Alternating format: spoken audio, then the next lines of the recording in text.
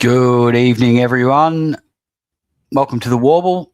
You're with Matt, and welcome to our Oppo Convo. Just wait for a few people to come on. We've got Lucas will be joining us soon, and a few others. And we've actually got someone backstage, so I'm going to bring him on without further ado. And it's welcome to Bocek. How you going, Matt? Good. Great to have you on. It's time. Yeah, sorry about last week, of course. Life got in the way, but this will be a bit of fun, so I'm looking forward to it. Awesome. So I think the your boys over the Jumper Punch are trailing off. So we get Lucas at some stage will jump on, and a few other boys as well, hopefully. Awesome. And how are you feeling about? You've got the Dockers, haven't you? The Blues? No, we got the doggies first this week, and then we've got it's the doggies. Yes, that's sorry. Yeah, Yep. And then Freo the week after. So, no, I'm actually. I mean, my whole outlook on things has obviously changed over the past 2 weeks. So I'm very confident about this week. I think it'll still be. Our first game against them was very, very scrappy, and we just kind of took it when we could in the fourth quarter. But it was a very, very scrappy, boring game. I don't think it's going to be the same this time because they weren't full strength last time. This time they've got a lot of players back.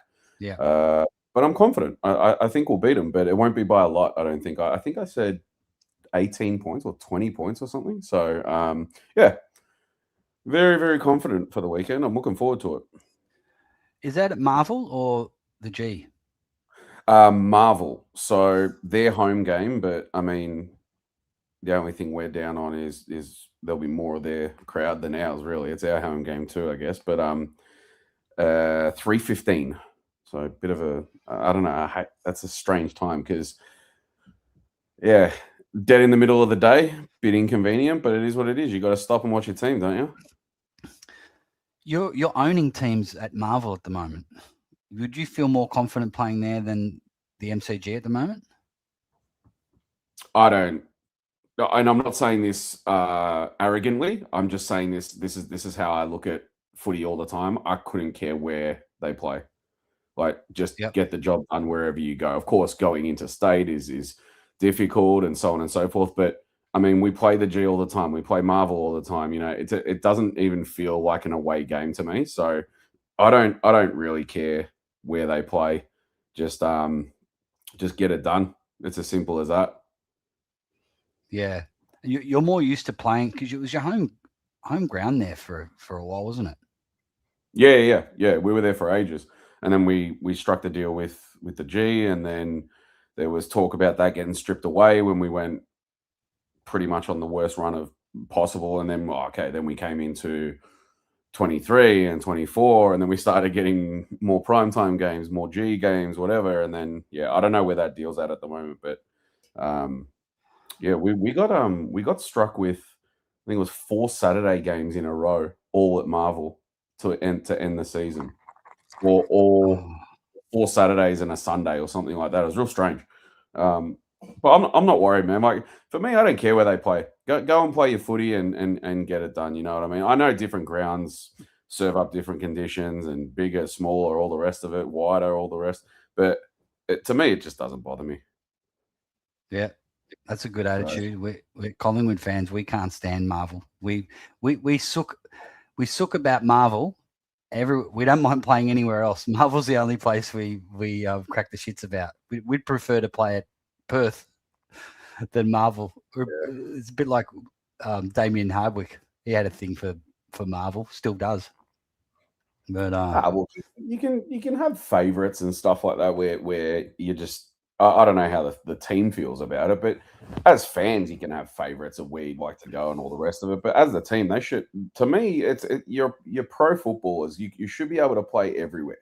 You know what I mean? And adapt to it as well. So, yeah, I'm not going to say I'm worried at all for the weekend, but it's footy, man. Like we've gone on such a big run, and to be the second best team in the comp at the moment based on form over the last 12 weeks is something you've got to take into account. And like I said on Tuesday on our show, I said there's no reason why if we were having this sort of run and we were second on the ladder, people would be scared. But because we're sitting in 10th, people are like, oh, that doesn't even mean anything. You're in 10th. It's like, well, mate, we're playing into finals the same way everybody else is at the moment. The only difference is we're going to end up having to play an extra game. So I don't see why anyone can completely write off Carlton at the moment. Not saying we're going to win the flag. I never say that. But in terms of actually giving it a red hot crack, I don't see how anyone can be, put the bias aside and all the rest of it. We're looking all right, man. And we're doing it at the right time. It's not like we're on a run at the start of the season. Then I could accept comments like that and say, oh, who knows what's going to happen in the second half of the season, But we're doing it at the right time. Signing on players as well. We just got Gov now for another year, Burn and Ison for a couple of years. Josh Fraser comes out officially, which I'm pretty sure we all bloody knew that anyway. And he played it smart. I mean, they said it was decided 2 weeks ago anyway. You know what I mean? So everyone's suspicions were exactly on point. So there's a lot of good news coming out of the club. It should be enough to fire these guys up. And who knows, mate? You know what? I've seen miracle runs in many different sports, in AFL as well. You just never know what's going to happen. So 1 week at a time. And I think Josh Fraser is very much the same. It's 1 week at a time. Get it done. He doesn't harp on wins.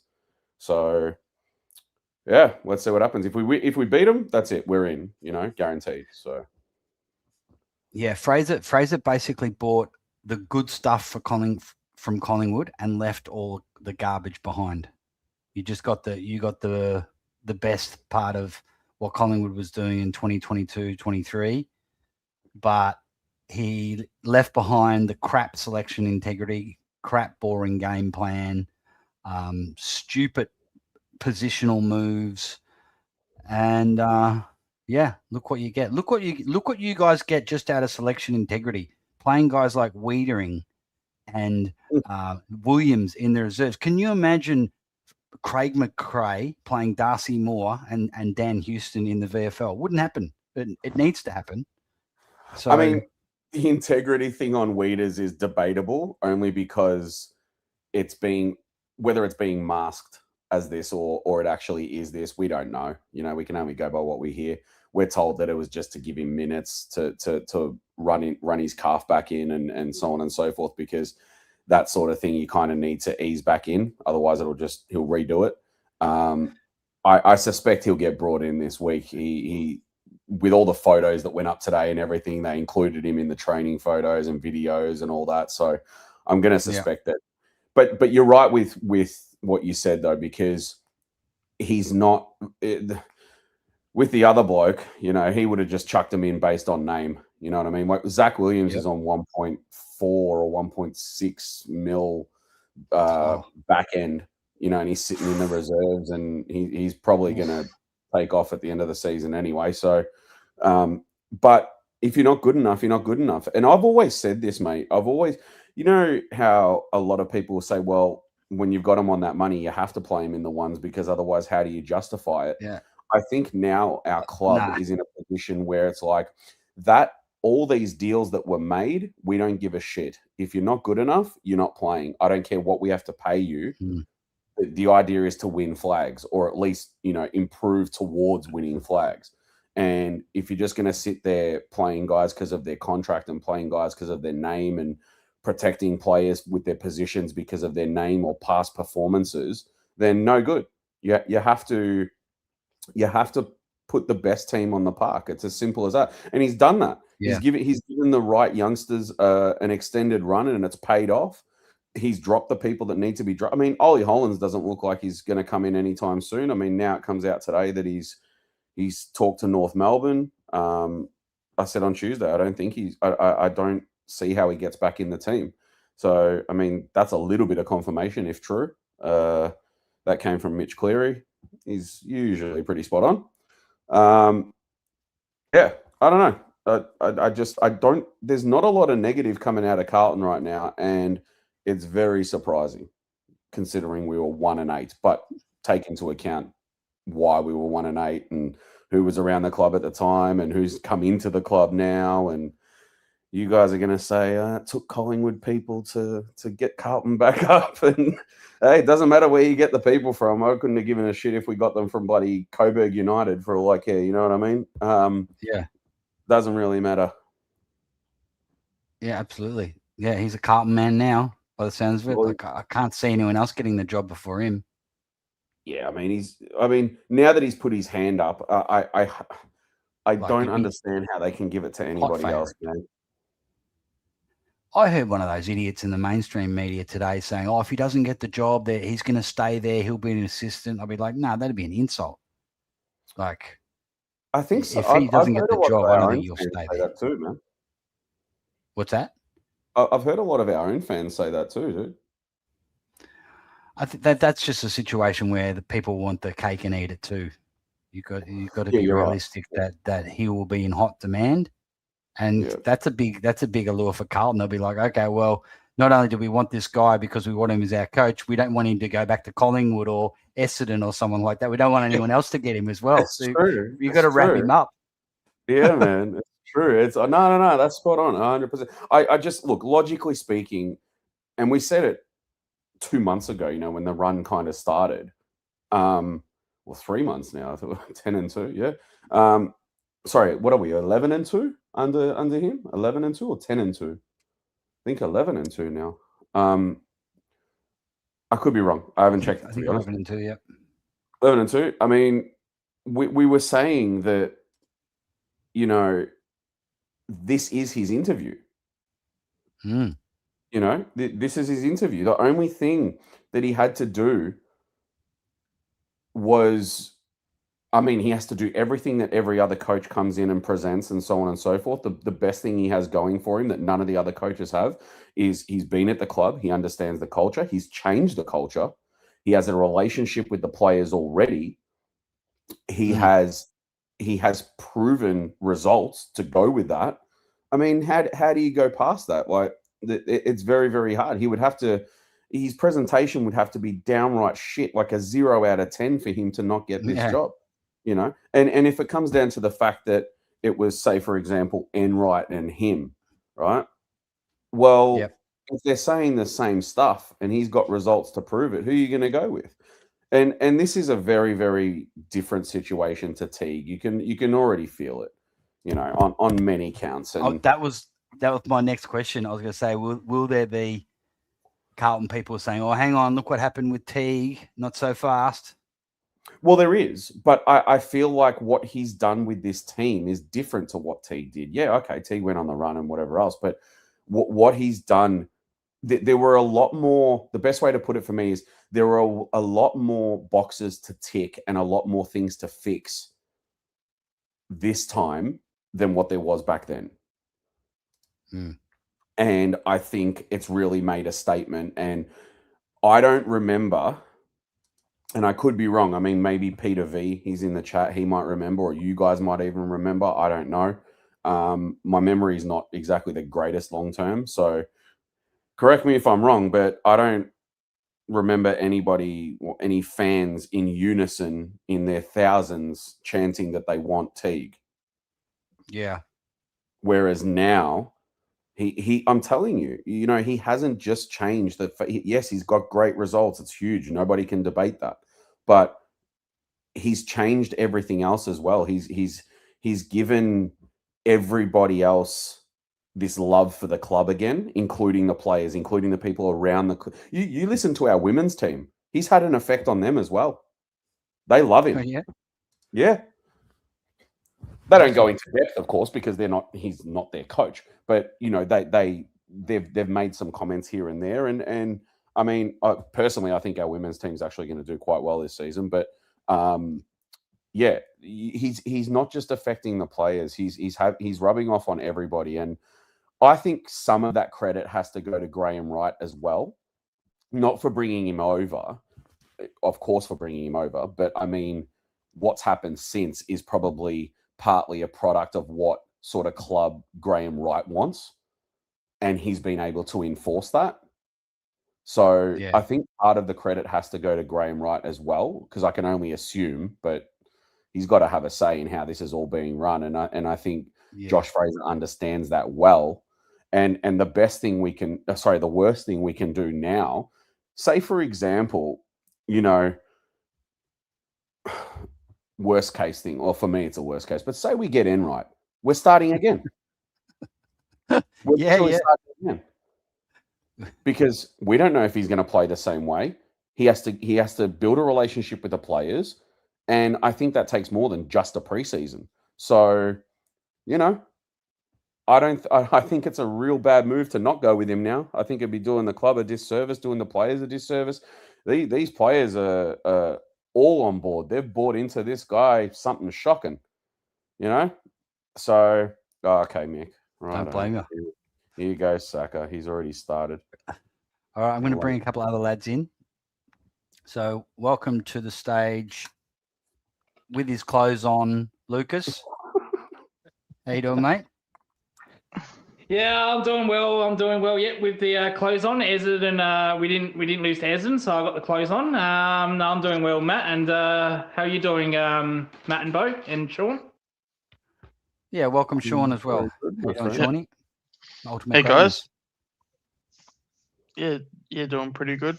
Yeah, happy to be a part of. I'm a part of this. Now, would you, Lucas, to you first? Would you like to face Carlton in a wild card? Because it's a chance that could happen. Absolutely not. No.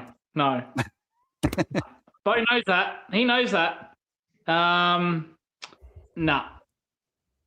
I'd rather play you guys than Carlton. I think they're probably the only team that I wouldn't want to play in wildcard round, because it's going to be at the G. We can't beat them at the G. They're a bogey team. Bo knows this. I've already looked myself stupid once before. Yeah, it might be, but I've already made myself look stupid heaps of times. But on the TJP by picking Geelong, I ain't going to do that mistake again. So no, I don't particularly want Carlton wildcard round.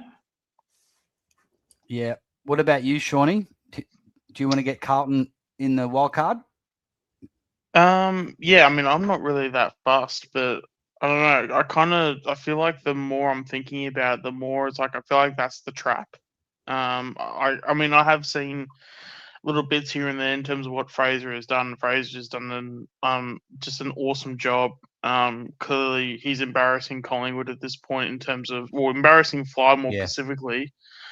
100%. Just by selection integrity and all that stuff. And it's getting to the point, because obviously when Voss was there, it was just like, yes, please give us Carlton, because they're just going to shit the bed every time, because I've done it. I think the last loss, I guess we had them in 23, but I feel like every time we've played a game and it's like we either had to win, we've always won those games. I think all the games that we've lost to Carlton over the years, they've been games that really haven't mattered that much. But now it's sort of like, because the percentages are because Carlton's getting better, and I guess in a sense with Fly at the helm, we're getting worse. So it's sort of the thing of you do kind of have to adjust to be like, hey,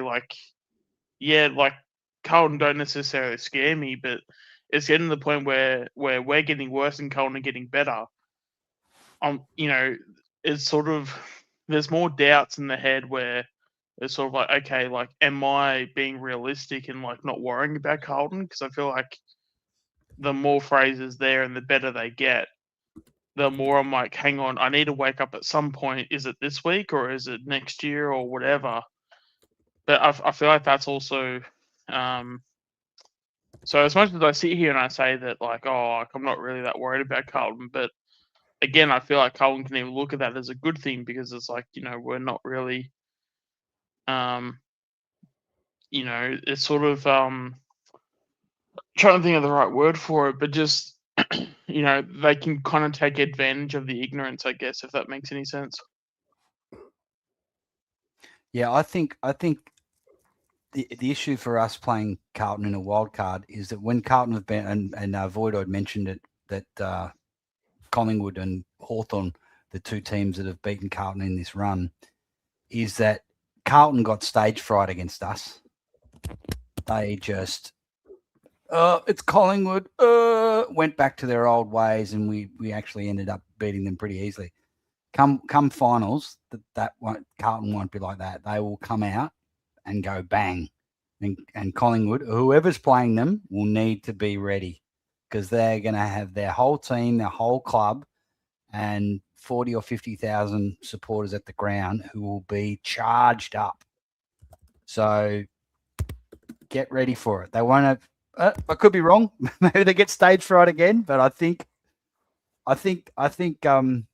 they fluffed their lines when they played Collingwood last time.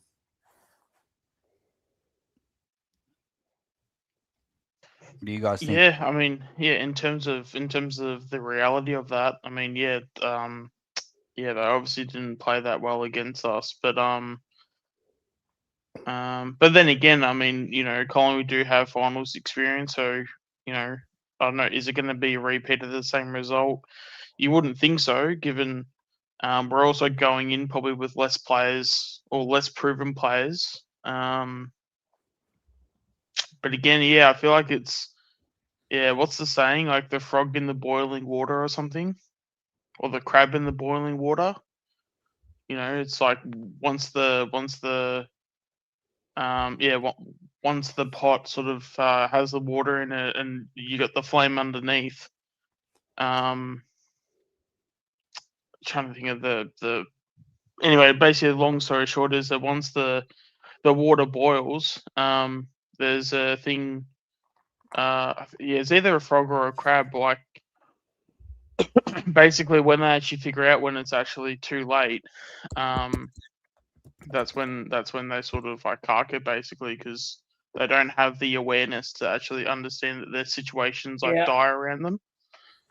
I know I just completely butchered it, but I think what you're trying to say is, Sean, is if you put a frog in boiling water, he'll jump out. But if you put a frog in water and then slowly heat it up, he'll sit in the pen and boil to death. That's what you're looking. Yeah, and I feel like given that right now around Carlton, everything's from a climate perspective, it's very cold right now. The water's very cold, but given that the water's sort of heating up around Carlton, it's like, are we sort of like over, or sort of undervaluing what Carlton have done? And like, is that what's going to be the thing that's going to bite us in the ass if we play them in a wild card? Because if we play them in a wild card, that's going to be very embarrassing to lose. To Carlton, like I'm not going to even sugarcoat that at all. We need it. It's something we need as a club, as painful as it'll be, but we need to be shown up.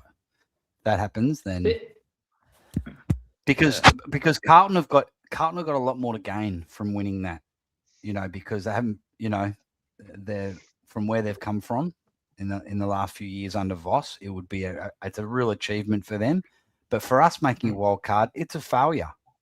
It's absolutely underperforming this year, and other channels and other people trying to convince us that finishing in the wild card is a good result for Collingwood, you know, because we've got injuries and shit like that. We should be top 4. It's an absolute disaster of a year, you know. And what will shit me if we get in, win a wild card, and win another final or two, and maybe get to a prelim, and then they'll still be glossing and glazing fly. Oh, see. Look what he's been able to do with this old list, got them to a prelim, and then they'll be singing about the prelim all last year. But we shouldn't be in this position to start off with. Yep, 100%. Can I address a couple of the Carlton comments that have come through as well? Yep. Sounds like Mark, this comment. Is this Mark in disguise? No, so just before that, I think it was Void said something about Geelong fear the Blues more than what the Pies do. So I want to say this about that. Since we lost to the Pies, and I think I might have said this on Lucas's show the other night, we're not the same team since the Pies. That was like, you're right, we did fumble 100%. But since then, whether people want to believe it or not, we've actually got better, right? Yeah. our entire run at the moment has been trending up, and each and every week something has got better, whether it's something simple as disposals have become more efficient, or we're defending the ground better, whatever it might be. It's been something new every single week that we've been able to identify and say, okay, there's another tool in the toolkit. Okay, all right, and there's another one, and there's another one. So since Collingwood, I would say that the only thing that, and this is just my opinion, you guys can maybe tell me if I'm wrong. I think it's more a case of Collingwood will never really fear Carlton due to the rivalry, whereas they'll welcome a match like that more than being scared of it. I don't think that Collingwood would ever come into a game, and I just look at how you guys play against us and how your fans are against us. It's always welcomed. It's always like that is the game. If you can't win any other one, you win that one, sort of thing, which I'm not a big fan of. But I don't think Collingwood is ever scared of Carlton at all. But I still feel that that's the only reason why. Nothing to do with the gameplay, nothing to do with us playing well or anything like that. I just feel like it's just never going to be on the cards to be frightened of a game like that and be more pumped for it. I think that's what fuels it the most. Now, having said that, if we do end up playing a wild card against each other, I think it's really going to come down to this.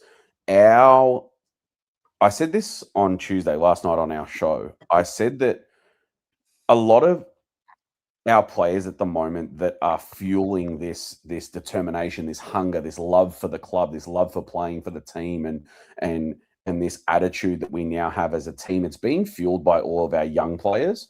And I think you mentioned it before, Warble, when you said when it comes down to the crunch in a final, which way does it go? Do the youngsters who have been this way the whole time under Fraser, do they buckle because they don't have experience in finals and get a bit nervous, and the experience of Collingwood comes through and you beat us? Very, very possible. But it could go the other way and they just take it on, and we see a level of professionalism from these youngsters that we've seen since they've been given these runs. And we get it done. So it brings me 100%. Also to MD's comment there, where he says, let me just try to find it. Is Carlton getting better, or are they playing on a high? The same. Yeah, this one. Still not convinced they're any better than when they were playing under Voss. That I'm unsure how you can think that way, because it's 3 months. Number one, if you just watch us play, you can see that there is it's light and day between the quality of footy that we're playing. So we've definitely got better.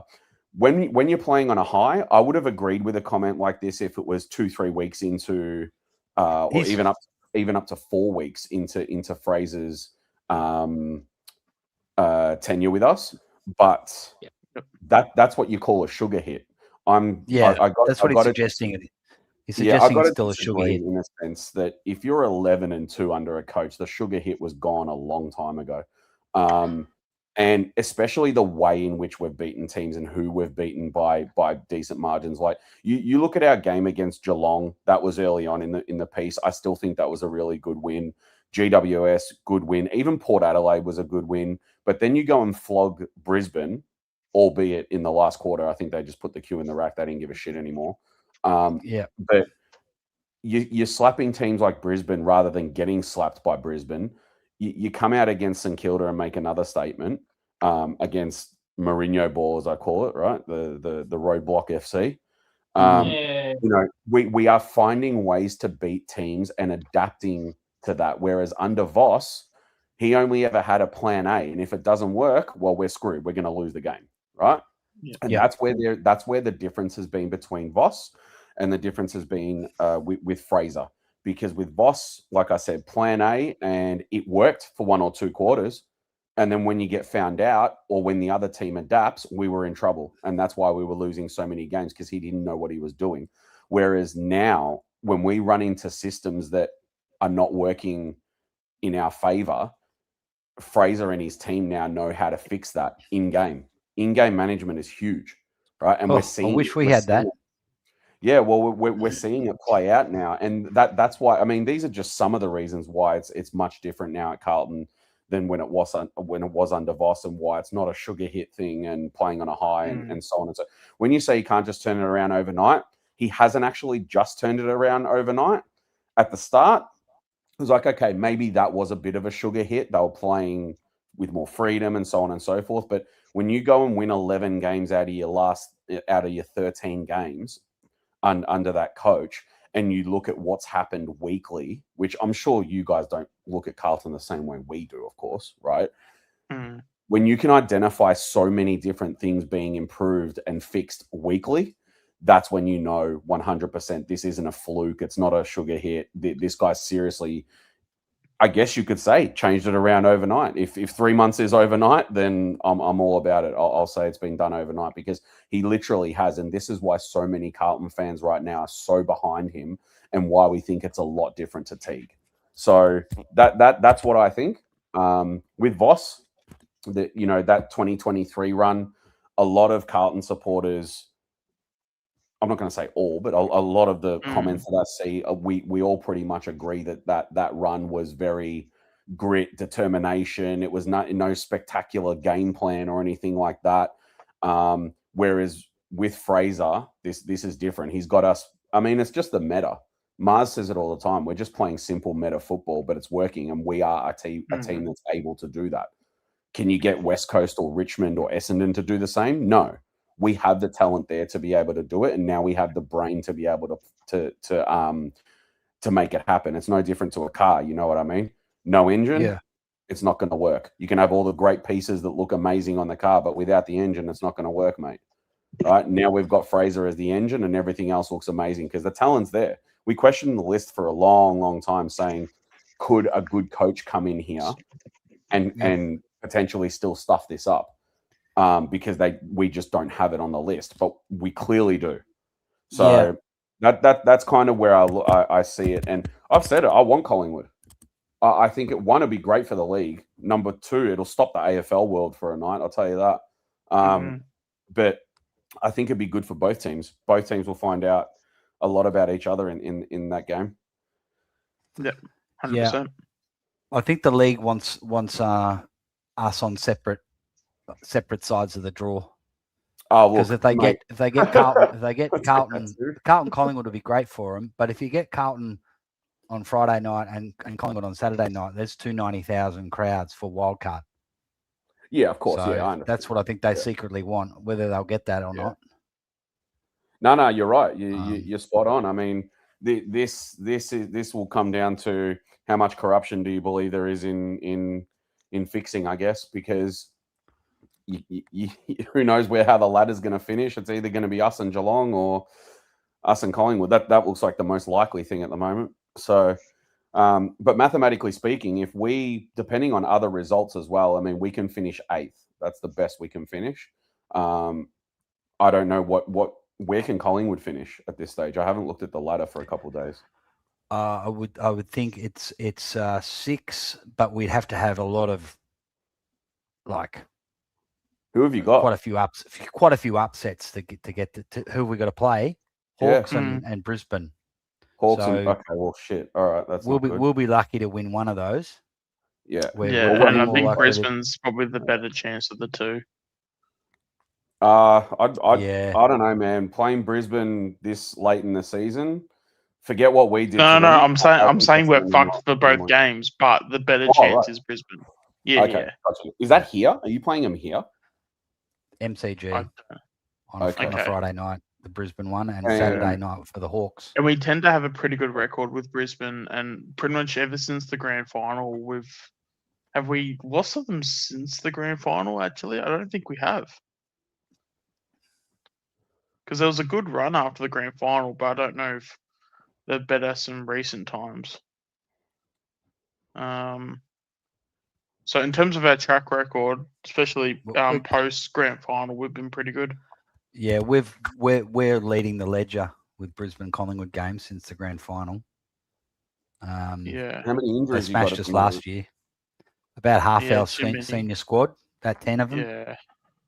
which is fantastic for us because we're getting to look at all the kids, and there's no way half of these young fellas would be getting a game if it wasn't for injuries. And the crazy thing is, they all deserve a game. It's not like we're putting, these wet behind the ear kids we don't rate at all. They all should be playing.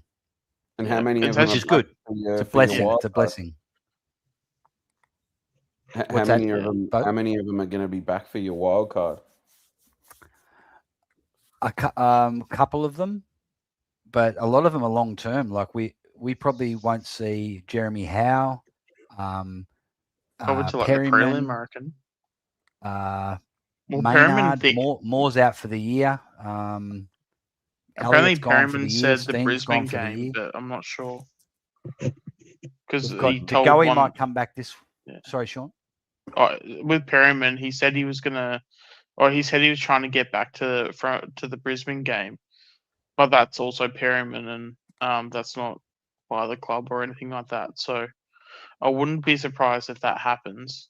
Howe was more because Howe was like a to be confirmed. So they haven't ruled him out, but obviously, we're not gonna. I would hate for the club to say, if it's say like a prelim, well, yeah, it would have to be like to be confirmed because, yeah, the last thing you'd want is for them to say, oh, Howe would be available for the prelim, because then it's only going to put fuel to the fire and for every team you play against, because it'll just be a what was it? Was it Degoe in 19? Where we basically said that Degoe was ready for the grand final and they fucked us with the Giants. Disrespected the Giants. And they beat us. And then Giants came out and beat us, Can I just say, Warble, Lucas must love being on here because he's just given you the spread legs for a while there. And he must really enjoy being on here. Fucking elbow. Can you either confirm or deny, Lucas? What do you say about the rumors? Well, the rumors are I'm here every fucking night, aren't I? So the rumors must be true. Excited, wasn't it? Yeah, the amount of streams I've done the last week is crazy. 13-hour streams. Jeez. Yeah, it gets to you though. It gets to you. Wait, Warble, would you do the same as Lucas? Like you're on most nights, or how's it work? Just random. I usually do one of these on a Wednesday night. I do a pre-game stream, counting down to the first ruck on whenever the game is. Okay. And just random streams here and there, like when Mick Sacker's doing his previews or his reviews, I'll often do an after show. Yeah. So, well, I'll say this. I said the same thing to Lucas not so long ago. Big respect for Lucas and in our community. A lot of our guys absolutely love him.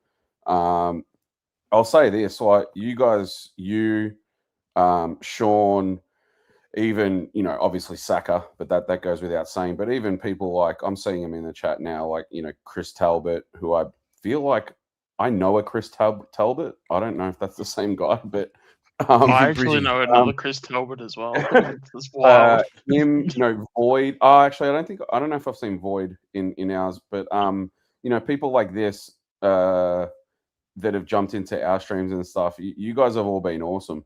So I'll say that for having Collingwood supporters that come in and understand banter and understand being mature about things and whatever else, and being able to have a conversation, it's really good, man. So I'll definitely be tuning in a lot more now, knowing that you're on quite that'd be great. That's good. Yeah, 100%. Yeah, no, it's actually kind of ironic because with that, even within our community, apparently we're supposed to be the toxic ones that can't hold a conversation and all that stuff. Matt knows exactly what I'm talking about. Yeah, we're like the jumper punch mini me's.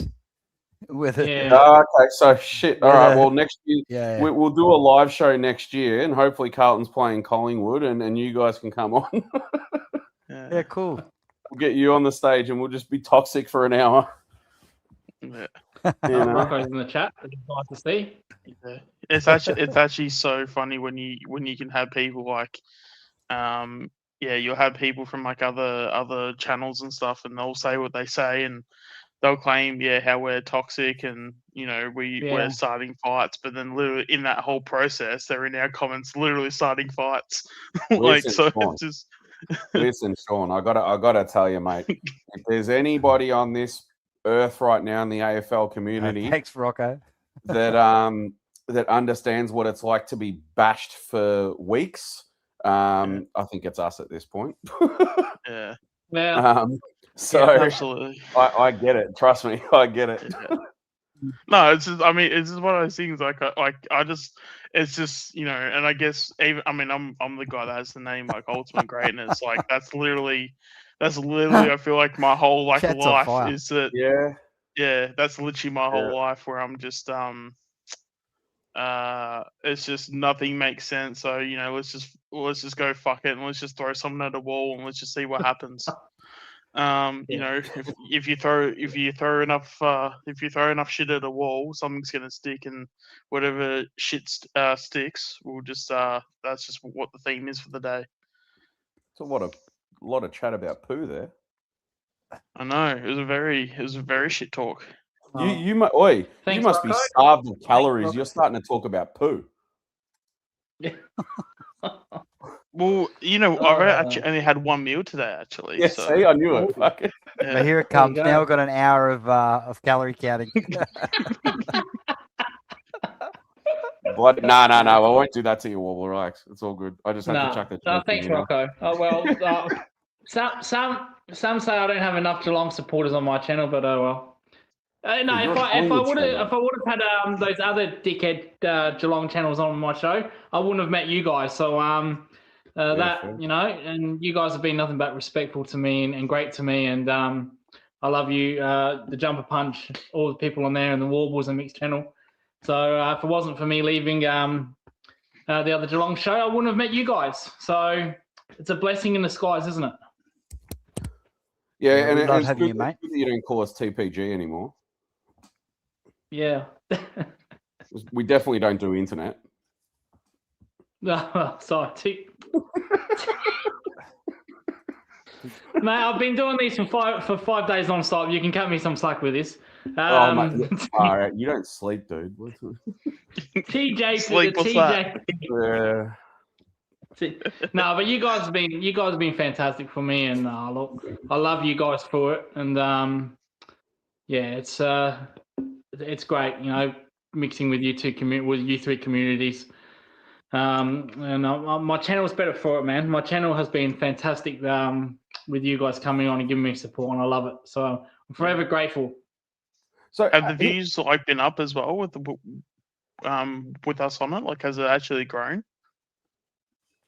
Oh, it has. No, Bo said this. I think With 2 weeks Collingwood ago. and Carlton supporters.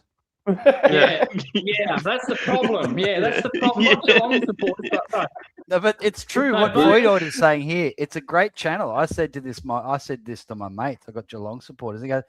He said, "What are you listening to a Geelong channel for?" I said, "Because there's no Geelong supporters on there. It's awesome." It's the best part about it. no. So hold up, no, I've got to ask the question, eh? Yeah. Is there a chance that Geelong can play Collingwood? Yes. Yeah. I have no idea. Wild card. There is? Okay. Yeah. Like I said, Yeah. I haven't looked at the ladder, so I don't know the fixtures, how it's all gonna. I don't know what the pathways are other than our own. So We can Yeah, do a we- predictor. Yeah, Yeah. our best is top 4. We can still make top 4 if Melbourne, Adelaide lose this week, which a good chance Adelaide do. Probably not a chance Melbourne do, because they got Port. So yeah, technically our best is top 4. Our worst is where we are. We can't really go anywhere. Like Melbourne winning last week just did nothing for us, and Adelaide because we stayed where we are. So if you guys stay where you are, it's more likely we want to go play Carlton. yeah. So can't wait for that. But look, Said you weren't gonna watch it. So yeah, so I wasn't. I was going to let Mr. MBN do that stuff. He can do. You can call him on on my channel. You can call him instead of calling me that day. You did. Yeah, all right, fair enough. That's good.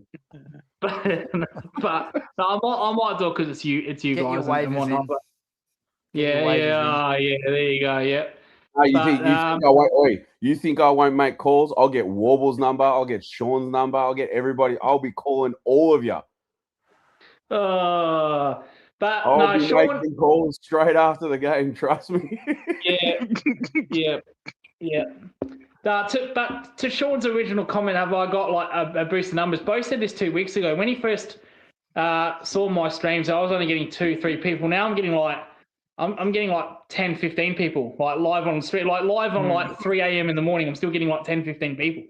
And that's amazing for me. I didn't really care about that. Like even if one, I'll take the one. So it's been very humbling, connecting with these three communities, the Warballs, the TJP, and Mick Show. Like it's been very humbling for me to get all those people. So there definitely has been an increase, but no, I like it, like my subscription as well. Like I'd be happy like again with one, but like the last 2 months I've gone from like 70 to like 120. So the support has been, it's really humbling. And without you guys, I don't do these. I don't get paid. I don't give a fuck about that. Like I don't care about super chats or whatnot. That I'd decline them. I don't want them. But without you guys, I don't do these streams. And the support has been completely fantastic. So, yeah, I'm very humble for it. Still hope you lose. Oh, shit. Straight sets, cats. Yeah, there you go. Sorry, that one That's was for Rocco because I think he thinks everyone's being too nice at the moment. Oh, okay.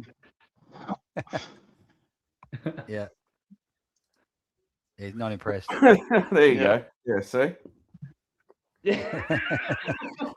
Oh, yeah. Yeah. But well, at least someone loves my channel. Yeah. That's the main thing. At least someone loves my channel. Other people from Geelong communities hate my channel and hate me, but that's all right. Maybe we should get them on. Maybe they should come on and they can say some bullshit. Yeah, I could probably just start a fire and just say Jacob Ryan's better than Dan Houston. I could probably do that again. Oh, you'll just have whole channels coming in here. I'm like, there's 100 people watching. What's happened? We started talking about Dan Houston again. Yeah. There you go. He's jumped up to 23 now. Oh, Matt said Houston's can get traded again. Oh. Yeah. Oh man. Yeah, I think I have a feeling what that's about. Yeah. Okay. Yeah, another one we won't name. Yeah, I don't really want to talk about that. Yeah. Yeah. It's just disappointing that he should have got some games this year, and the fact that people are gonna think that they're gonna win an argument just because a certain player hasn't played any games. But for a guy that gets 25 to or even high 20s in terms of the disposals in the VFL, gets about 85-90% efficiency. Apparently that's better when you play AFL and you get 15 disposals and go at about 60% efficiency. So, to each to their own.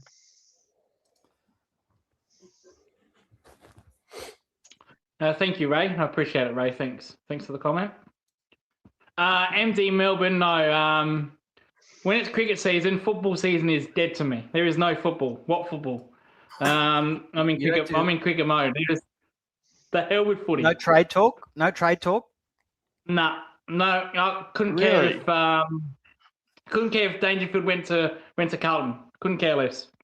No, You would love it. I'm in cricket mode. When the grand final ends and the Sheffield Shield season starts, I'm in cricket mode. Don't care about footy. All about cricket. And the EPL. Yeah, we'll cover. Yeah, we'll do some shows with you and that. Well, I was hoping, is Mars going to come on next week for the start of the EPL on my show? I'll remind him because I can guarantee you he's forgot. So I will remind him, and hopefully he follows through. He said he can do like half an hour to an hour or something like preview. It was his idea to do it with you, so I reckon he'll do it. Yeah. Yeah, no, that's great. Yeah, we'll get Kiri wants to talk Liverpool to him and Arsenal and whatnot. So Yeah, is no, it is it this week or next week? It's next week, isn't it? starts on the 20-something, so a couple of Oh, weeks. so a couple of weeks. Okay, all right. Now, Ray and Void, are you going to come on tonight to talk about the Bombers? Not much to say there. No, a bit Have quick you- conversation. But have We you did seen play how them in the Watford- VFL over the weekend, so That was yeah. Yeah. Do you reckon? Like, if a good coach went to Essendon, they could just go bang and realize there's all this talent on the list, like what happened with Carlton? Do you reckon that's No. possible? I don't think any coach will make them successful anytime soon. Is that No. because of off field they're just doomed, or their young guys are just shit? I think it's the whole board. Like they would literally have to have a whole Graham Wright to basically go over there and completely Yep. completely The whole- redo the whole Whole club. thing. Yeah. Or Neil Balm. Neil Yeah, Balm would Carlton be got good. the right guy getting right, didn't Yeah. they? Yeah. Yeah. Well, I'd like to quote Mark from Forever Rivals on this one from a few months back. Oh, gee. Or a couple of months back. He said, Here we go. he was on one Essendon- tonight. I can tell you that. Jesus. Yeah, well, his words were, I don't know if this is verbatim or not, but it was something along the lines of Essendon's best is better than Carlton's best. Yeah. Oh, that's They that have a sounds like best. Mark. They have that. Oh, it's I'm like- trying to it's work like out where the Mark- hell he got that from. I don't know if you heard it, but Mark said today that he's still not convinced with Josh Fraser. He thinks it's a sugar hit. He's still not convinced. Like Rocco went spastic at him. Went mental.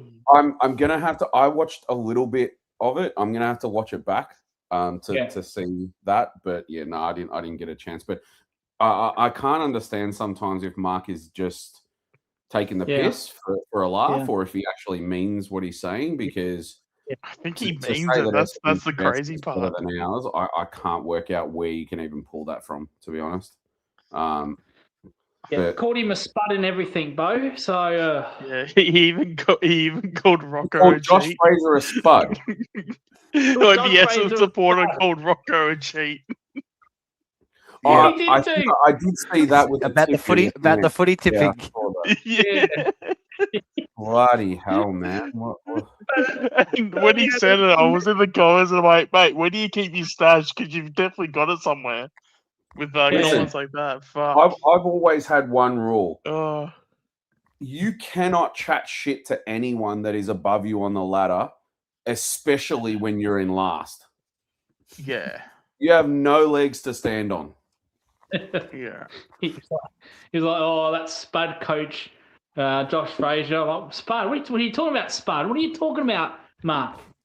Yeah, but You ask got him me about going. Dean Solomon. Yes, He'll go, "Oh, coach, yeah, you don't he's even have awesome." a fucking coach.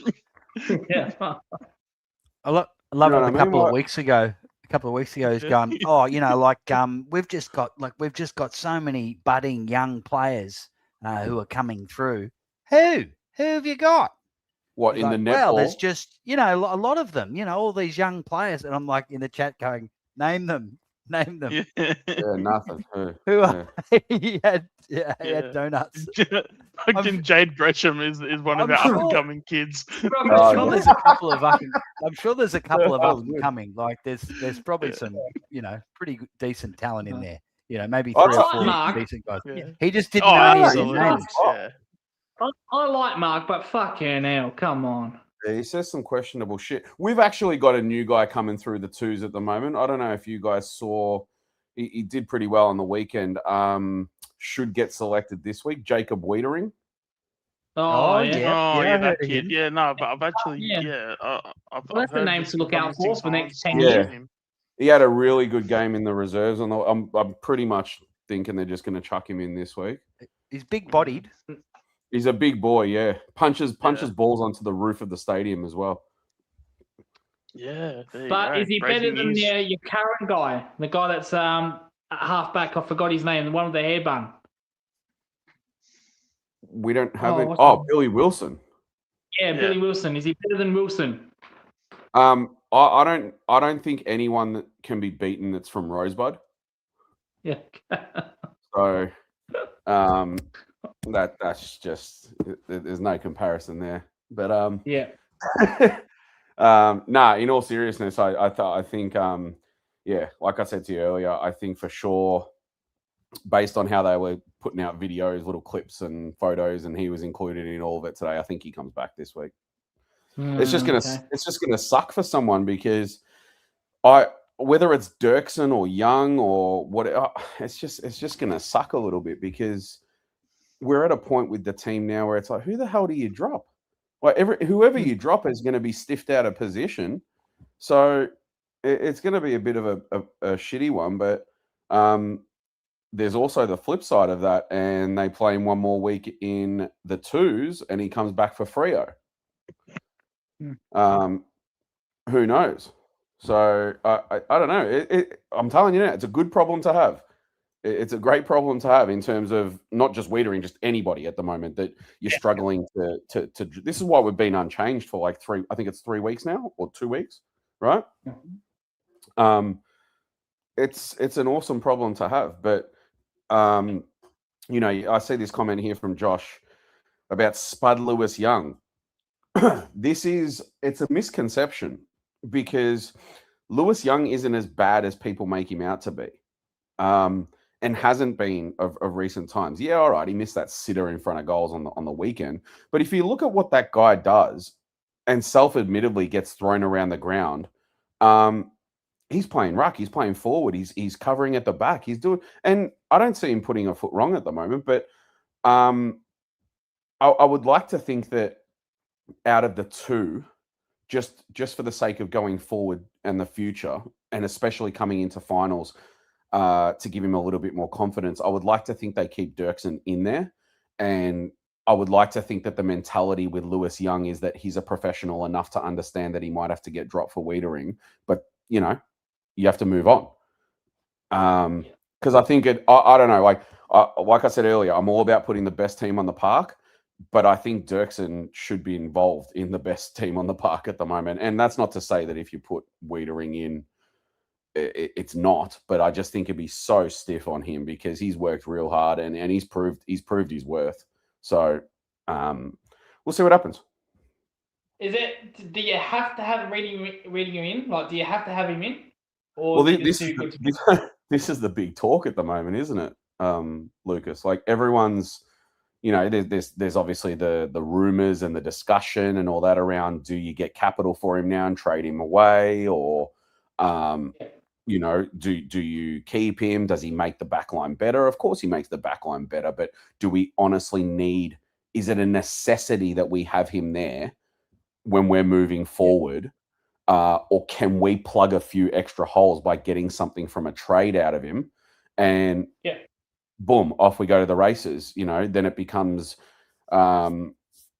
you know, Dean's backline pretty much. And yes, we all know he's young and it's a big responsibility and all the rest of it. It's not like he hasn't shown that he's up for it, but that's a big risk you have to take. It's no different to when Richmond got rid of 2 or 3 big names at once, and they were probably asking him the same sort of. The fans were probably saying the same thing. But we need them. We need them to mentor the players, and but how else do you move forward? Yeah. At some point, you're going to lose your bigger names that have been there for years that mentor the players. You're going to lose the players that that can hold these lines and keep everybody, no pun intended, in line, right? But when you have an opportunity, I think it would be doing the club a disservice to not look at what that trade looks like. Because if we can plug 2 or 3 other holes or get in another defender, I mean, what's wrong with that? Yeah. You know, and a lot of the people that comment on this are commenting with emotion rather than, you know, and I'm talking emotion towards the player. It's like, okay, everybody knows Wiedering. They know he's a big name and so on and so forth. And yes, of course, we want him there. We don't want to get rid of him. But I think it would be a disservice to not see what you can get out of him in order. And I would understand if the conversation was, you trade him out, but who the hell do you get? Do you improve? Are you just trading him away for the fuck of it to free up cap space? What are you doing, right? Then it's a different conversation. But with what's on the table now and who we have at the club now in terms of the defense, you're going to have to move forward with that younger backline at some point anyway.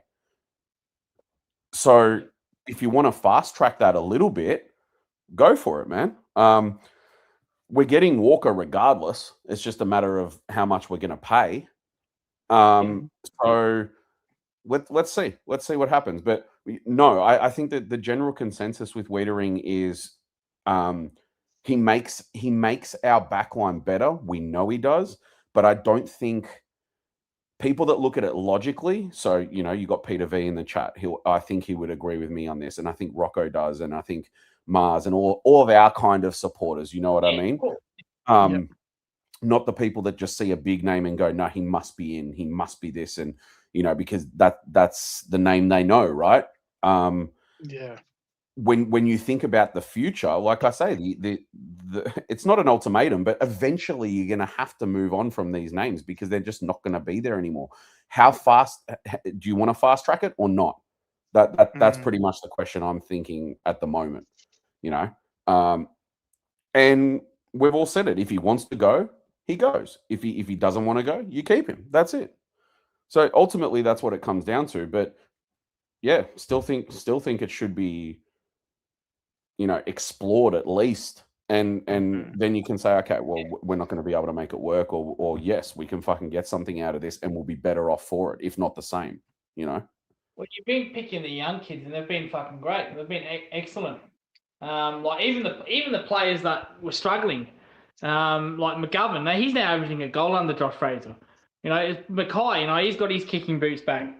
Like they've all these players under Josh Fraser have all gone better. Like what I don't think you really, as you said, necessary to have Wiedering back when you got these young kids and you can fast track them, and they're going to get at this rate, touch wood, for you guys, they're going to play finals football. So they're going to have to learn eventually, don't they? So yeah, why not fast track it? Well, that's what I mean. I don't think we're in a position where it's like, okay, we've got 2 years left on a premiership window. We're building towards that window, right? Yeah. And I think if you're building towards that window, you have to look at the age-old question: is this player, whoever it is, in your next premiership team? And if the answer is yes, well, that's done. That the end of conversation. But if the answer is no or maybe, then I think you have to look at potentially getting something out of it, right? Because go on. Sorry. No, I was going to say, do you see this as a wasted year, or is it because now you're going to most likely make wildcard? It's not a wasted year because that's your goal originally. How do you see this year when it comes to that? If you ask Mars this question, he'll say it's a wasted year because we didn't win the flag, right? We all want to win a flag, That's his mentality. You're either first or you're last, and you're either first or it's a wasted year, right? I'm that as well, yeah. Whereas for me, yes, you want to win the flag, but it's a nuanced conversation because to waste an entire year means you've achieved nothing. Have we achieved something? Yes. We were in a position of 1-8 under He Who Shall Not Be Named. And then once we got Fraser in, we've now started to fix all the issues that we had. Should they have been issues in the first place? No. Right? Could we have fixed them earlier? Yes. But you're in the position you're in. You have to start to fix it. You have to start ticking boxes rather than putting crosses in them and seeing positive outcomes of the choices you're making around the club, whether it be with selection, whether it be with the coach, whatever it's going to be. And I think we're definitely doing that, right? And it's not just doing that just to fix this season. You can see that the project is much bigger than that this is for the future. So once, and I'm just going to say it because I'm going to assume it's going to happen. Let's be real. Once Fraser gets announced, I think you'll see a lot more then. The belief's going to go through the bloody roof, right? These players have already bought into. I said this on Tuesday as well to the boys. I said these players have already, and people around the club have already bought into this new energy, this new culture, this winning mentality, this hunger, and so on. All those buzzwords, right? He's making all those buzzwords actually happen, and it's very hard to do that. We'll go back to the comment before from, I think it was MD, who said, that stuff can't just happen overnight. The proof's in the pudding, man. Like he's literally done it in a nutshell, like overnight. It's been very, very fast. And I think going forward, it's a very okay. I'm not going to say very successful, but I think it's a successful year based on the position we were in. Yeah. And what our criteria was to get our season back on track. We've actually gone beyond that and gone, okay, season's very much back on track. We're in finals now, well, nearly, right? But this looks so much bigger than just this season already. That to me is a successful year. Yeah, that's what I was alluding to. So before the season started, where did you have Carlton? What was your past mark? I didn't have a pass mark. I tipped us to be finishing 12th or 13th. Okay, so despite so it's regardless of if it was your past coach or Josh Fraser, you that's now gone past your expectation, yeah? Oh, well, 100%. I think it's past expectation for most people, unless your expectation is a flag every single year. And I think the word expectation needs to be taken quite literally there, because if the expectation for a flag for every club was that every year, then it's unrealistic expectation. Do you think the expectation for West Coast, Richmond, and Essendon this year was a flag? Fuck no, right? No. So, the expectation for us was just. I remember we were talking about it at the start of the season. Just improve. Try to get into the 8. And all I ever said is that I just want to see improvement. I want to see stability. That was the main thing. I never put a position on it. The only position I gave up was where I think we'd finish. I didn't give no pass marks, nothing. It was all about just, and it was fixing a lot more than just the footy. It was fixing the club. It was fixing everything behind the scenes, all of that. Do you see this as a bonus? Like, do you like this season? Like, because they've improved. Have you seen this as just a little bonus, or is this like where you want them to be when you first before the season? Though it's a different coach.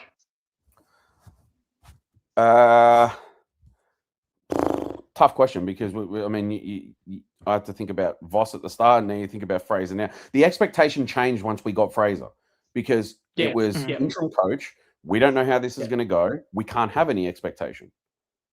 Yeah. So, no, true. But once I started to see what he was doing and the run we've been on, and how he speaks and the way he speaks about, we've got more work to do, we've done this, or you listen to how the players are speaking about things around the club and so on and so forth. When I hear all of that, excuse me, like I said to the boys the other night, the expectation now is to do it every week. Yeah. Where does that land us? I don't know. I don't care where it lands us.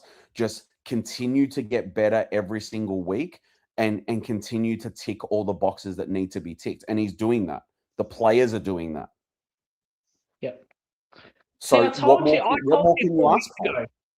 Yeah. I told you 4 weeks ago, I said that I'm telling you, you got a good chance of making a wild card. Now, if you remember, I said that you got a good chance of beating Footscray. You didn't want a bar of it, Bo. You wanted no part of that. How's that now changed? Do you think you can beat them? Because I think you can. So, not only I think you'll beat them, I think you'll thrash them. That was before Brisbane. That was definitely before the Brisbane game. So correct. I didn't see us beating Brisbane, even though I knew we were playing well. I didn't see us beating Brisbane. And Rocco and I had this same disagreement where he said, our best is as good as anybody else's best, right? Or something to that effect. And I said, well, I don't think so, because I think that Sydney's best is better than ours. I think that Hawks' best is better than ours, and just rattled off the teams, right? And Brisbane was very much in that. Well, that went out the door. We went and they proved me wrong on that. You know what I mean? And I still had doubts about our ability to adapt to different game styles as well. Like when the game's very open, We seem to be managing that quite well now. Well, how was it going to go against a scrappier game against the Dogs? I didn't think that was possible. You know, I literally said, and I'll own up to it. I said the only game I think we can win is St Kilda. Yeah, you did say that. No, to be fair, But on my now- stream, you did say that. Yeah, I did. Yeah, 100%. No, I don't back down. I stick by my word, and Yeah. if I get it wrong, I get it wrong. You know what I mean? So Oh, yeah. now looking at it, of course, I said it to Warble earlier. Now I'm, you know, not overly confident, like very, very confident we're going to smack them, but. You know, I know you think that, but for me, I think if I remember correctly what I said last night, it was 20-something points or 18 points, in and around that 18 to 22 mark, I think I said. I can't remember. Yeah. I don't even know what I ate this morning, let alone remember last night. But That's so, me. yeah, so that's where I'm at. But I'm definitely, my entire vibe and my mentality when watching this team is completely different now. It's so much more exciting. You've got love for watching the team again, and if you go back to the watch-alongs that I did at the start of the year and all that, and you know, we were treating the watch-alongs as like a hangout because it was just like, okay, we're gonna lose again. Fuck it, let's Yeah, I talk noticed about that. it. Yeah. You know, whatever. But now it's more a case of, man, I am locked in, man. I'm pumped to be watching this team. How long this lasts, I don't know. So you've got to enjoy it while you can. And if the miracle run turns into a proper miracle run, then shit. What else can you do? That's the best you can hope for, you know? So that's where I'm at, man. Well, Nothing more, nothing less, really. No, that's fantastic. No, and like you guys, the last 10 weeks have just been unreal, and I don't think anyone could have done it better than you guys have done it. Like the kids that you've played, like the kids that have came through. Yeah, that's what I'm saying. You know, it's very easy to talk about your team when they're going badly. Yeah. It's very hard, and this might sound weird. It's harder to speak about your team, and take Fremantle for an example in the back of your head when I say this. It's harder to talk about your team when they're winning this much, because what the hell do you say every week? No, that's it. No, I agree with that 100%. Yeah. It's like, oh, okay, another win. And the first kind of taste we got of that was, or that mentality in my mind was the game against Brisbane, where by the end of it was like, oh, another goal. Oh, okay, another goal. Oh, okay, there's another one. Oh, another one. Right? And you're just like, well, what the hell do you want me to say? Like, we're just kicking goals left, right, and center. It's actually getting boring, by the way. You know? Yeah, I felt like you got bored in the end. I did watch a lot of that, and I felt like you guys did get bored a little bit. Well, at the end. It sounds dumb, but you know, it's not. Everyone loves a close game because the adrenaline pumps when you kick a goal. But if you go and kick, 10 goals in a row and they're not responding, then it's boring. Yeah. You know, and that old saying goes, you get bored of winning. Now, I'll never get bored of winning, but in terms of like discussion points and whatnot, there's only so much you can say. And I think most people would agree with that, because if you're playing the same way every week and it's the same story, you're winning and you're kicking goals and game plan's working and the youngsters are turning up even more so, there's only so much you can say. So that's why at the moment, all I can really say is this is what you want your footy team to be. Win every single week. And if you lose, respond. Yeah. That's it. And I think that's what they're doing really well right now. Yeah.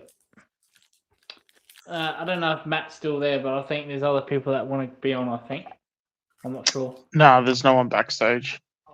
I saw Chris's comment. Yeah, I saw it too, but I can because I'm literally on the. I can see who's backstage, and there's no one backstage. Okay, that's all right. I got about 5 minutes left in me, so yeah. I've got minus 100 hours in me. I should have went to bed fucking 10 hours ago. Oh, yeah. So, but no, you must. It must be a surreal experience, though, Bo. Like, because Carlton, like, even when the previous coach was doing well with them, they weren't like this. They weren't dominating like this. Like it's an incredible feeling. You must feel like you're walking on cloud nine. It's a rare feeling.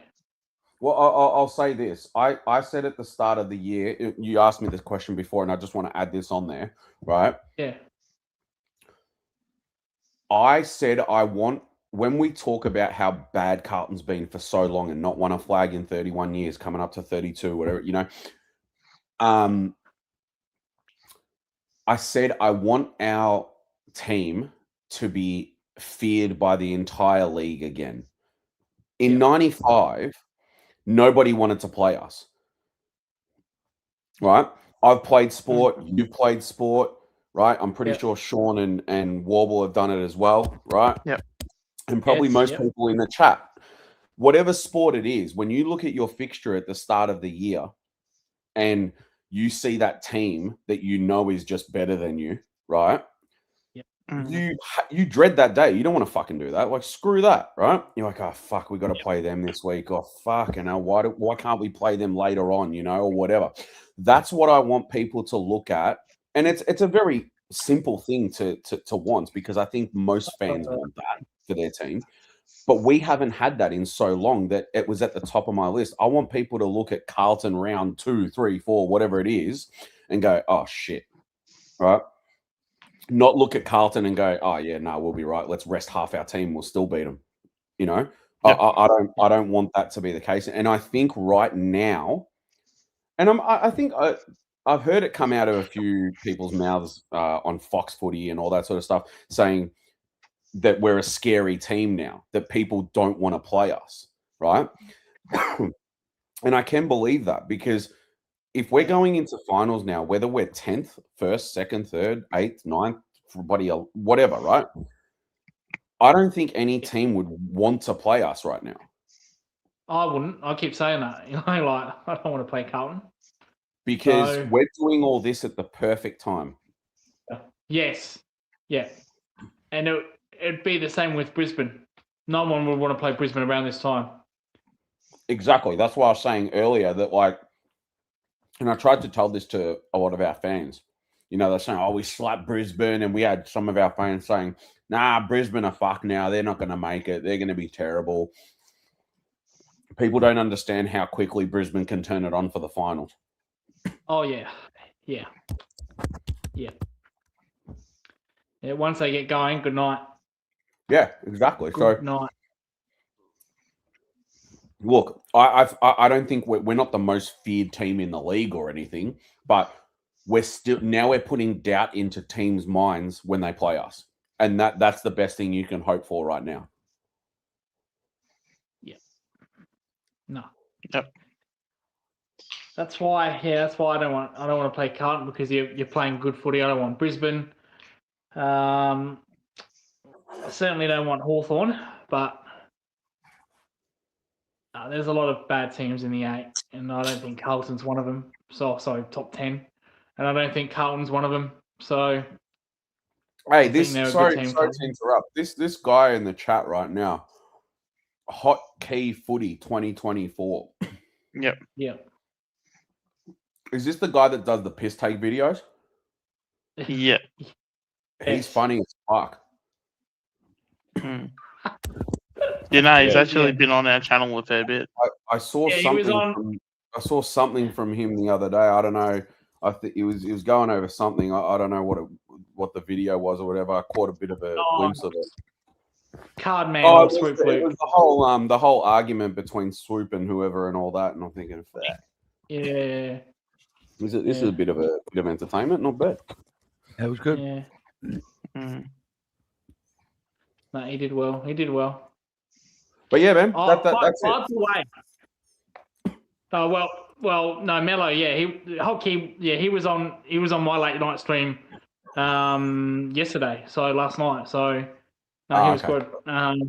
Yeah. Did you see my Instagram post on me on my playing weight back in the day? With the Heat jersey on, I did. Yeah, and then me. I need to see this shit. Yes. And I was like, What's You his said you were gonna Instagram? post it, to be fair. But like when I was like, yeah, that was a story, yeah. And then you see the other photo of me when I was like 17. You see how fucking skinny I was back then? Like, Hey, we all get older, skinny. mate. Yeah, and then so the first one, yeah, was in my 20s, and then the second photo that was like when I was 17, and yeah, you see what I mean? Like I was built, but I wasn't muscly, and Yep, that's right. Yeah, that's when I really looked after my body. I really looked after my body, and I wish I could have those times back, man. Fucking hell. But Don't we all? and- Hey, listen, I'm gonna say thank you very, very much for having me. Yeah. I've got to jump off. I got an early start in the morning, but it's all good, mate. It's all good.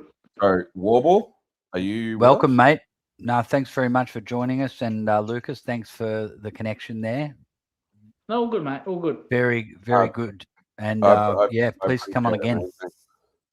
man. Yeah, definitely. I mean, maybe when finals kicks off. I mean, if Carlton's playing Collingwood, that'd be a good one. But I'll definitely come back on for you. Yeah, for sure.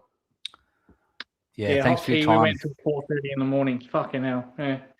Oh, jeez. All right, guys, I appreciate it. Warble again, man. Thank you so much. I appreciate you having me on. And Anytime, mate. enjoy. I'll tune in until I fall asleep. So Okay.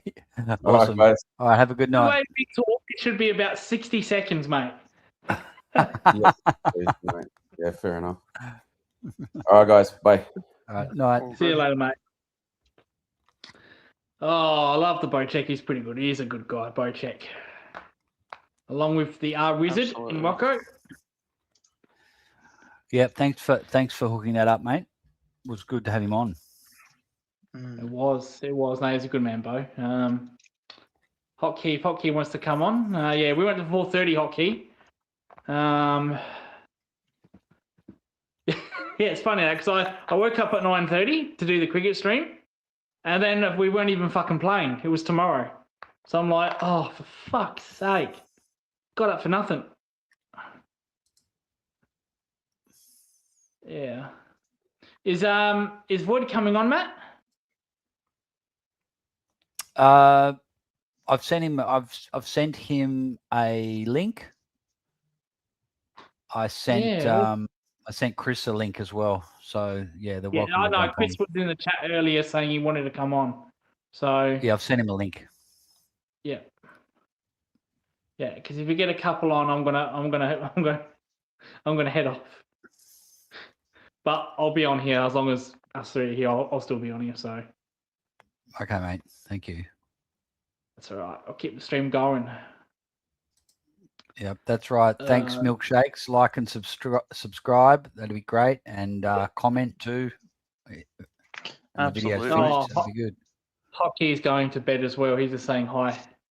All right. Good night, Hotkey. That was it. Was a Uh, good back-to-back streams yesterday. Lucas, Yes. really Didn't enjoyed expect that. that, Matt. Didn't expect that. I don't usually do the Tuesday night streams, but nah, mate. Any time. We spoke about food for an hour. Not the chat that you wanted to hear.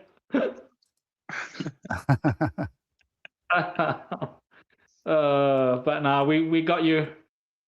We got you some entertainment there, Matt, and it's all good. So You if you were did, mate. bored, yeah. I was bored and was good. So, Nah, anytime you want to help, mate. You want a stream done, I'll do one. And mate, you're an absolute legend. yeah. G'day, Chris. How you doing, Chris? Hey Lucas, hey Sean, hey Matt. How you doing, mate? Hey, Chris. How you going? Doing pretty good. Oh, just surviving, Chris. Just surviving. It's been a non-stop week of streams. Whew.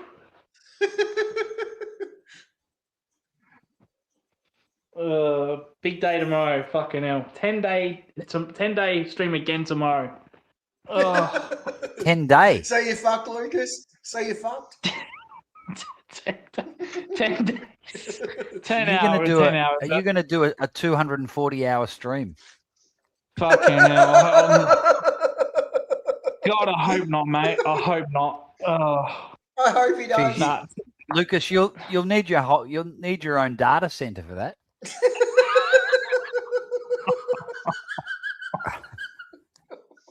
Oh shit. Oh, I don't know how you did it, Matt. I don't know how you did the 36 hours. Well, you didn't, Matt. You let other people Shift. fucking do it. Yeah, it was just my shift, channel there you just go, kept yeah. running. That's what I need. I need more people. See, my helper, Mr. MBN, he does bugger all. Nothing. See, that's the You problem. need to maybe trade him out. At least he's a Geelong supporter, though. That's the one good thing. No, that's it. No, at least he's from Adelaide. He's the only Geelong supporter that likes me. So there's that. I can't lose that one.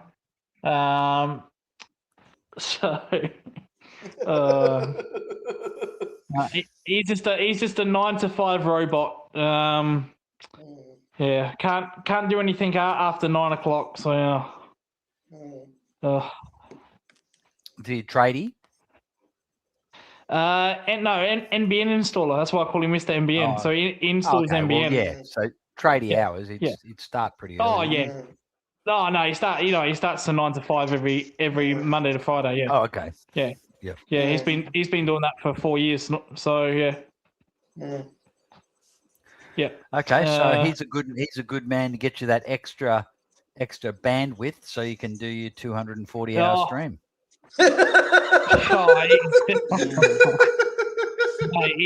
He knows the ins and outs of it's scary when you think, well, what the fuck would you know? Why would you care about to know about NBN? But the things he knows, my God, it's amazing.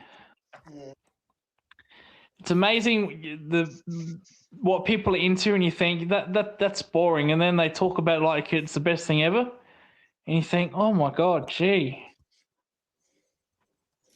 He's a good man, Kiri. He's a good man, but he does very limited work on here. But I can understand it with his job and whatnot. So he even does weekends sometimes. So you get the old AI to just razzle up some of his voice, and you can use AI can use his voice, and he can sort of, come in here like you're doing more of a partnership more often. Yeah, because he's got he's got the smooth talking voice going down. Oh, he does, doesn't he? He does. Yeah, he's got that Greek voice, hasn't he? Yeah. The Greek voice, mate. Fucking hell. Is there any super glue under that chair? We've got another Blues fan. Peter is in the chat. He's asking, is there any super glue? Peter. Any super glue under that chair? Is that like an inside joke? That's what I was thinking. Is that because Lucas never gets off his ass, or? Oh, okay, there you go. Jeez. I like that. That's a good one. Bloody hell. Peter, do you want to jump on for a chat? Let us know. I'll put the link in the chat. Yeah, they're up and about. These blue baggers are well and truly up and about, and you can't really blame them, can you? No, you can't. It's actually funny. My mum used to say that to me. My mum used to say that to me a lot. Well, not so much the glue with the chair, but with the because when I did cricket for Adelaide Uni, right, my grade 1 cricket team, I'd live there. I wouldn't come home. Like I'd spend like fucking 3 days in the city. Like, I'd just sleep in the club rooms for one day. I'd just sleep in the club. Give you the key, and they'll say, "Oh, lock up," and I'm like, "All right." And then like you're on your phone and you're just doing extra stuff in the nets, and it was like 9 o'clock at night, and you just think, "Oh fuck, I just don't want to go. I just don't want to go home and carry this gear." And you just sleep on the bench, and then you wake up because there was like a shower in there. And I'd do that quite regularly. And there was like a running joke. My mum would say, well, there's no point you getting your own place because you're never fucking home. I'm like, yeah, fair enough. Yeah, I'm always at the club. Yep. Okay, Oh. so Peter's going to join us. Oh, fantastic! We love Peter. So yeah, we're going to get a bit more of a dose of Carlton, I reckon. Yeah, Yep. he's good. Uh, He's good. He's good. let's He's bring good, him on. Peter. He's good. Not that you need it, Hey. but I could hear more. Hey, Peter. Carlton. Welcome. How's it going, man? Welcome Good, aboard, man. mate. How Thanks you for doing, having me on, man. Pretty No, good, no, Hey, man. not Peter. at all. How you No, going? you boys are well and truly up and about. We were just saying. Yep, no, you're right. Yeah. You're not wrong about that. It's been a hell of like 2 seasons in one, you know, like you had despair, now you've got the shining lights, you know. But Yeah. I'm gonna take it. I'm with Bo on this. I'm taking it 1 week at a time. I'm not gonna get sucked into the hype too much. I'm not gonna do that. Yeah. And in Yep. regards to the comment, Lucas, I was mentioning because you're doing 6-hour streams. I thought, shit, Yeah. what's going on, bro? That's all I get. It's just an inside joke. That's it. He's not below the belt, man. Oh yeah, no, I know what you mean. Yeah, that's all right. Yeah, no, it's been it's been a stream. There's been a stream every day of the week so far, from Thursday to fucking Wednesday, and there's going to be one tomorrow. That's Thursday, and then I'm sure who's playing on Friday. When did Collingwood play, Matt? Is it Saturday? Saturday. Saturday night. Oh, so you're gonna do a stream on the Friday, most likely, yeah. Dockers and no, the only thing I've got planned will be the countdown to the game. So that's Yeah. about an hour and a half before the game on Saturday. Yeah. And maybe might do one on the Friday. And Friday is so Dockers and Crows, by the way. Yeah. So Peter, for the next 10 days, most likely I'll be doing streams. Wow. For 10 days in a row. Yeah. Fuck. Good luck, man. What's the good? What's the Guinness Matt Book of does a Records? Friday night one. Yeah, she's. What's the Guinness? I was wondering what the Guinness Book of Records is, man. Fuck. Oh, gee, because I'll be doing one on I'll be doing one on Saturday. That's when Geelong play. But I'll be doing a watch along on Sunday because I do Ray does a watch along with me. We do the bomber corner. Oh, yep. Yeah, and then I'll be doing one on Monday. So fucking hell. So yeah, like 10, 11 days of just non-stop streaming, mate. Can I say this? Every time I started, I didn't watch as many Geelong games, but when I watch your stream, it's like almost in sync with either KO or Channel 7. Like, mate, you gotta keep going with this. I'm telling you, dude, keep going with this with Watch On. Seriously, man. No, Seriously. Yeah, I like it. Yeah, So do I. every channel's known for like a strength. Like my strength is like watch alongs. I love doing them.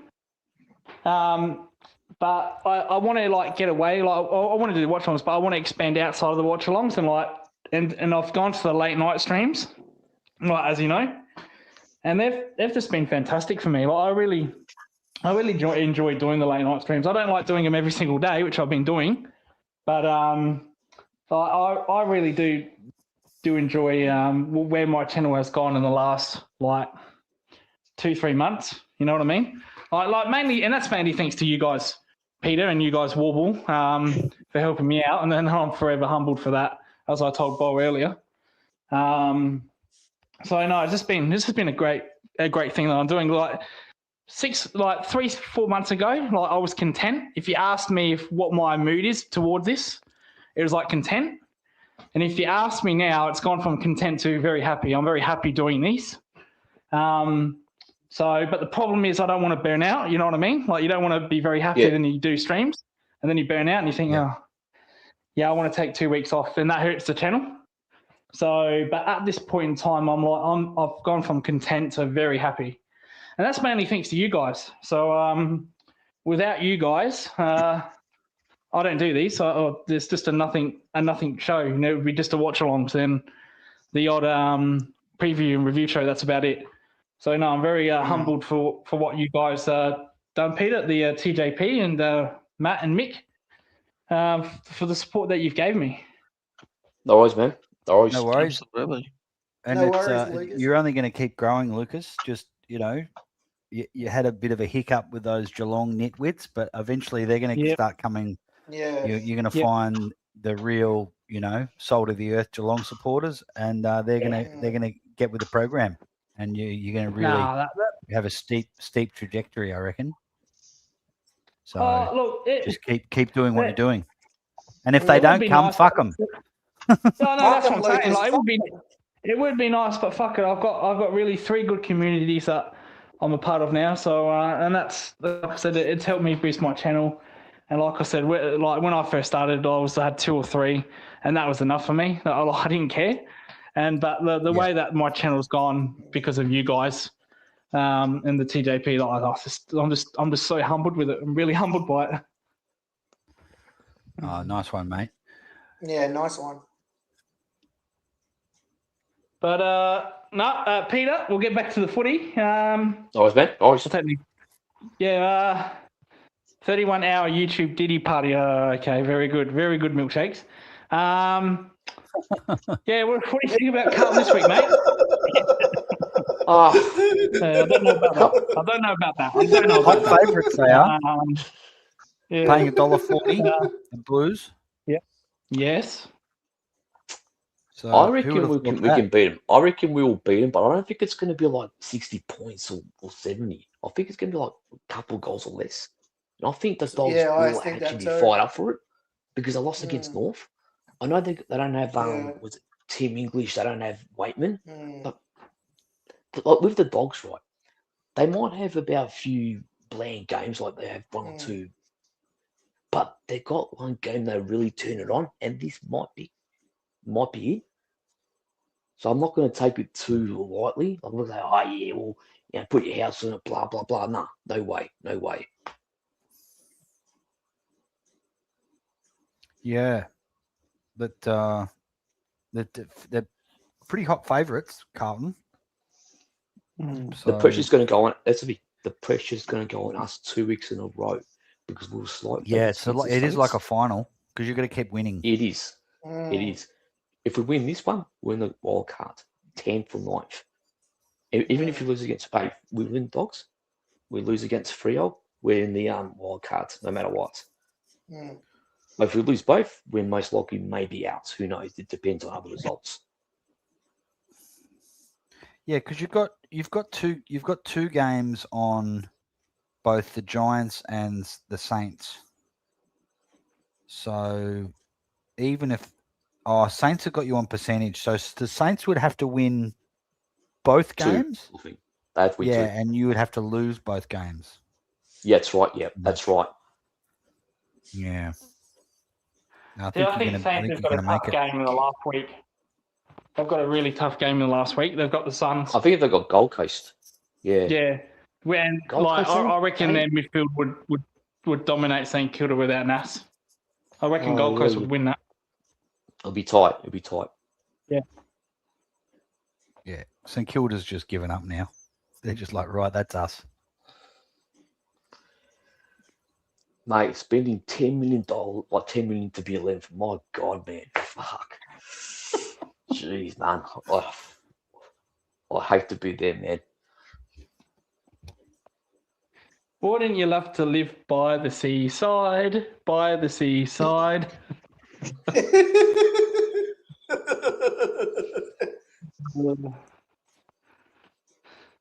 Yeah, with your $5 million, yep, you can live by the seaside. Scrub players that shouldn't be worth the money they're on, or half of it. Like Peter, as a former Carlton fan, does it shock you how bad DeConey has played? Are you surprised by that? Well, I know you don't care, but are you are you surprised by it? Yes and no. With TDK, his ruckcraft wasn't always that great at Carlton. That's what people don't realise. It wasn't that great, his ruckcraft. But going forward, in terms of around the ground, that was his X factor, his POD. He was like that spare midfielder. I think he's actually done better in his last year at Carlton than he's doing at the Saints. That's what I've noticed. But I don't know if it's his first year, might be the first year Blues. Who knows what's going to happen next year. But I wasn't surprised about his ruck. I would say Marsh will be ahead of him. But Marshall is going to stay, going to leave. Who knows? Yeah, well, we wanted Marshall. We were heavily into him, but they wanted too much for him. They wanted our first round, and they wanted Sam DeConey, so they wanted his brother. Really? Wow. Yeah, and we said no to that. So yeah, and the trade didn't end up happening. So God knows what they would have paid Sam DeConey if they gave that money to Tom. Mate, I would probably say, nah, see you later, man. See you later. I mean, apparently he wants 1.6. He was like, fuck that, man. See you later, bro. Like, you're not worth it, man. Like, he's a good buckman, man. 34 years to go, but 1.6, if that's true, mate, see you later, bro. See you later. Nah, won't have to, mate. Nah, fuck off. Yeah, nah. Nah, not worth that.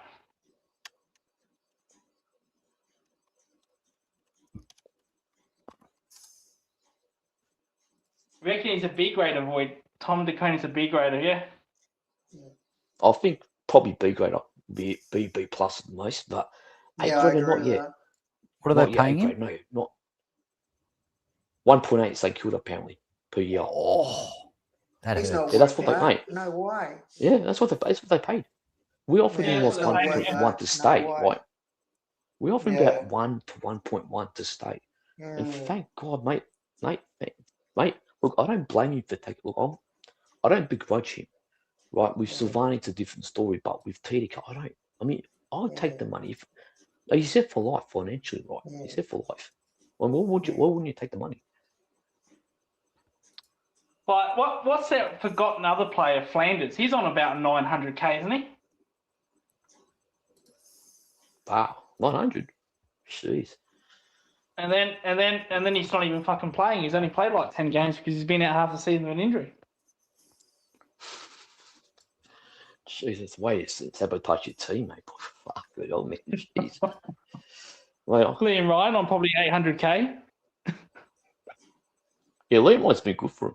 Liam Ryan's been really Yeah, good for him. he's been all right. Yeah, I think He's to be fair, probably worth a Silvani's bar. been all right for him. Yeah. Yeah, no, he's been good for him as well. Yeah, he's had a good season. Now, what have you got while here, we're Matt? talking about St Kilda and Carlton, now you guys might not be old enough to remember the could have been champions. Yeah. So this I've is seen this clip a long time ago.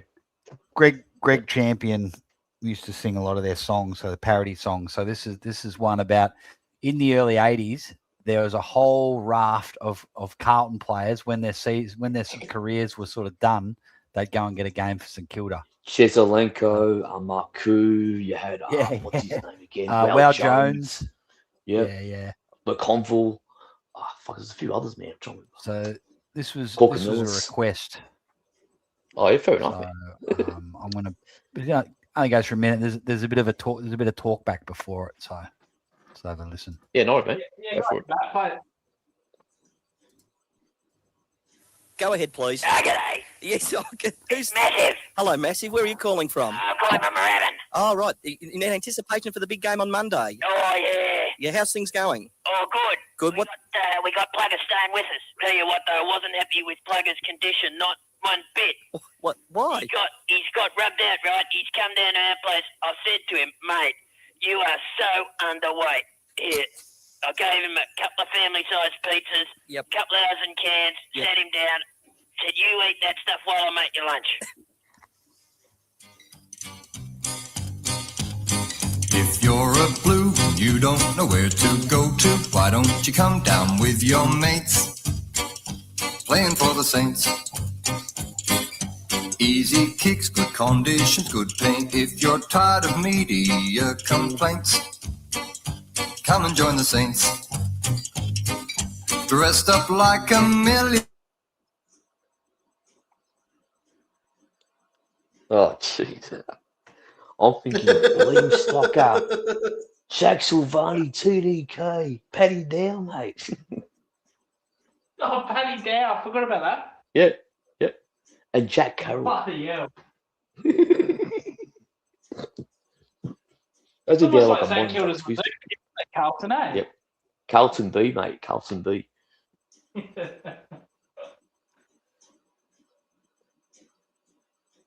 Mm.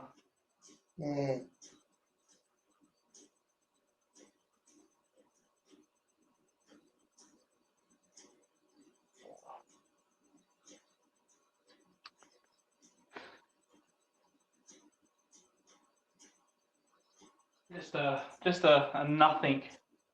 They're just a nothing team, St Kilda. Like they're just like the premiership year, and then they did nothing since, and then they've just made like two grand finals, and then outside of that, nothing.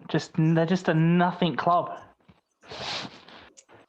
I mean, look, we've had the worst of it as well, man. We've had made no grand finals since 99, but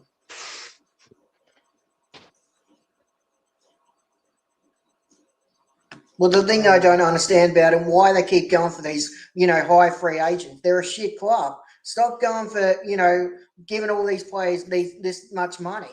They're like, I don't get that. They keep like giving all these players this money, and they're not really worth it. I don't get it. You're shit. Stop giving players money that they don't really deserve. You're shit. Stop doing it. You're fucking shit. Deal with it. one thing I don't do is like if an enemy makes a mistake, I don't dwell upon it too much. Just let him do it. You know what I mean? Let him do it. Yeah. Like possibly James Hird and Essendon. Mm.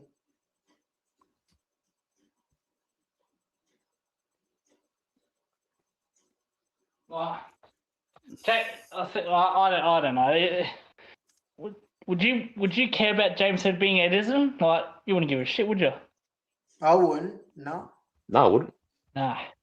I'll bring him on. Nah. Do it. Great. Go for it. Yeah, do it. Do it. I think they just need to get it out of their system.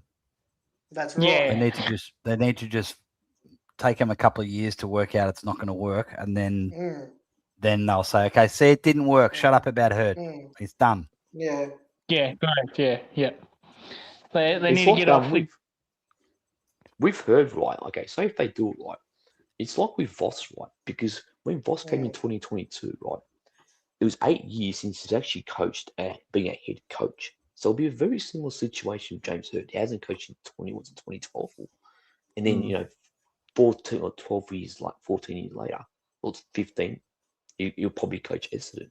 It's going to be like that Voss mentality.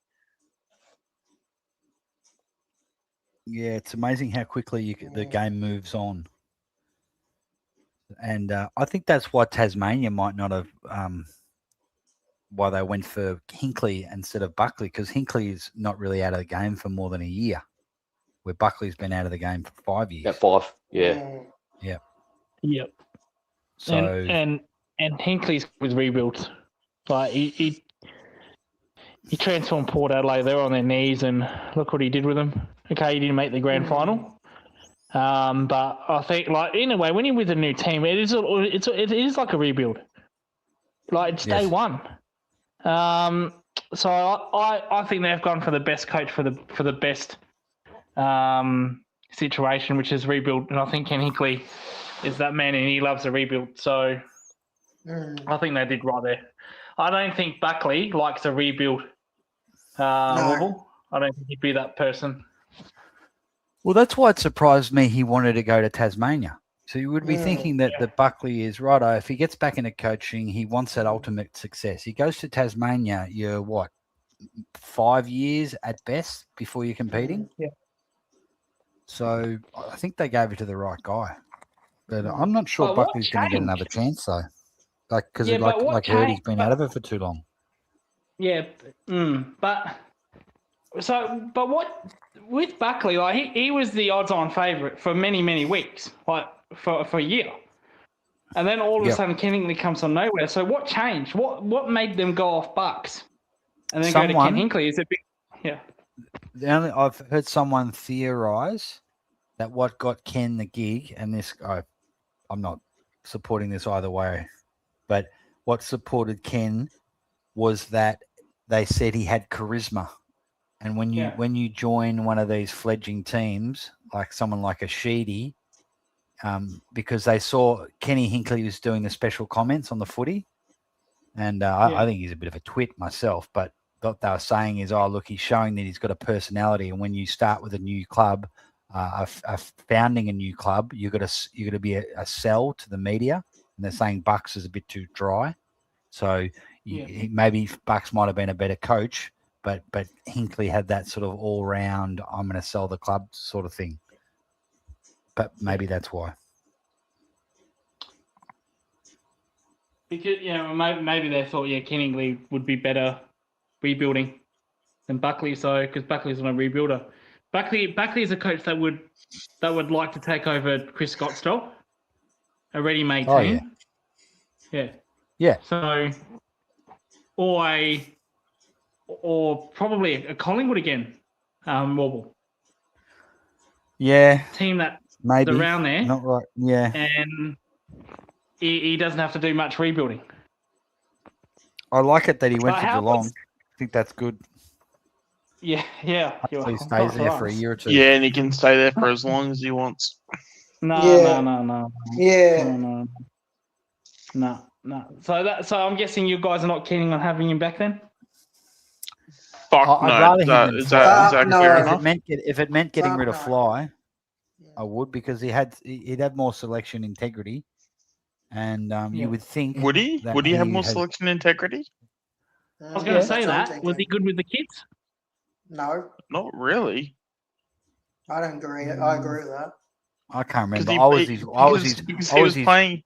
He was playing guys like Tolliver and Mm. Callum Brown every week. And yes, he played and- that, and yes, Rupert and- Wills. He was always playing him as well. Yeah, and like technically you could go, okay, well Callum and Tyler Brown were kids, but he probably played them because of the connection with his dad. So he's not necessarily picking them. He's picking because of the connection with the dad. Yeah, I'm blind. I'm not the right person. I want Fly out of the job so badly that I'll say yeah, okay, yeah, you absolutely. would say yes to Bucks.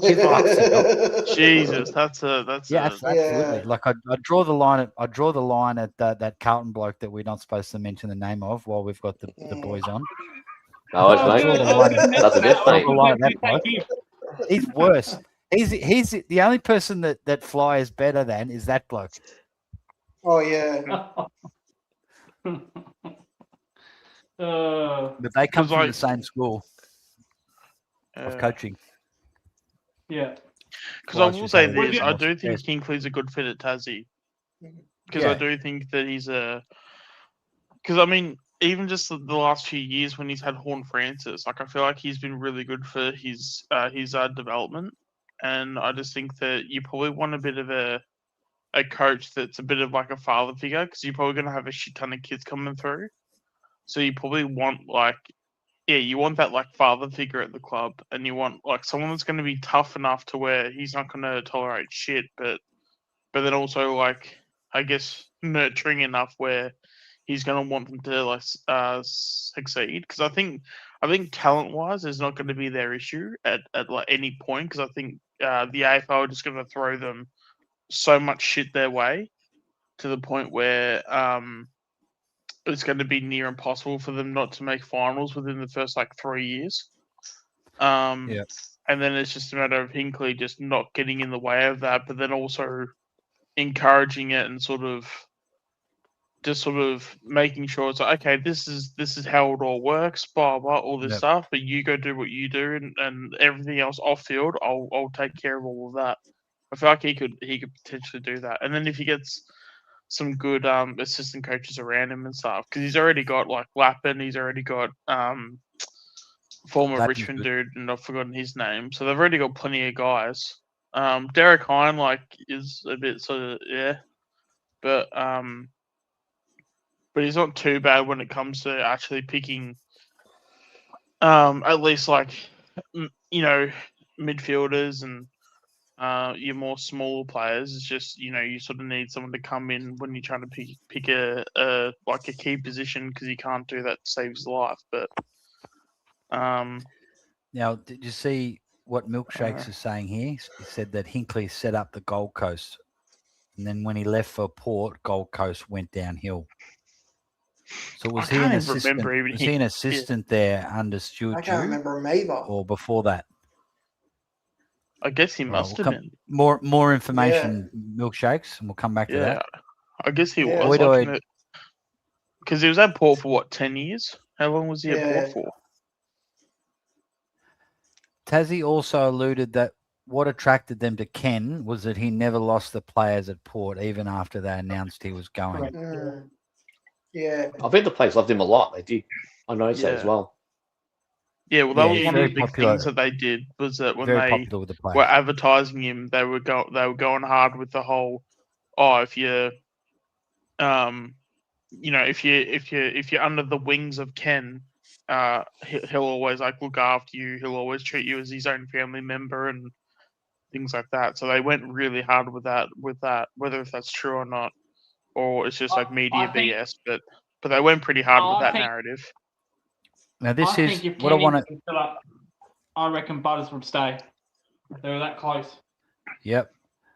This Mm. this is what a good comment here. Void is saying, whereas they were put off that Bucks lost the players at Collingwood in 2021, and this is what not a lot of people realise this.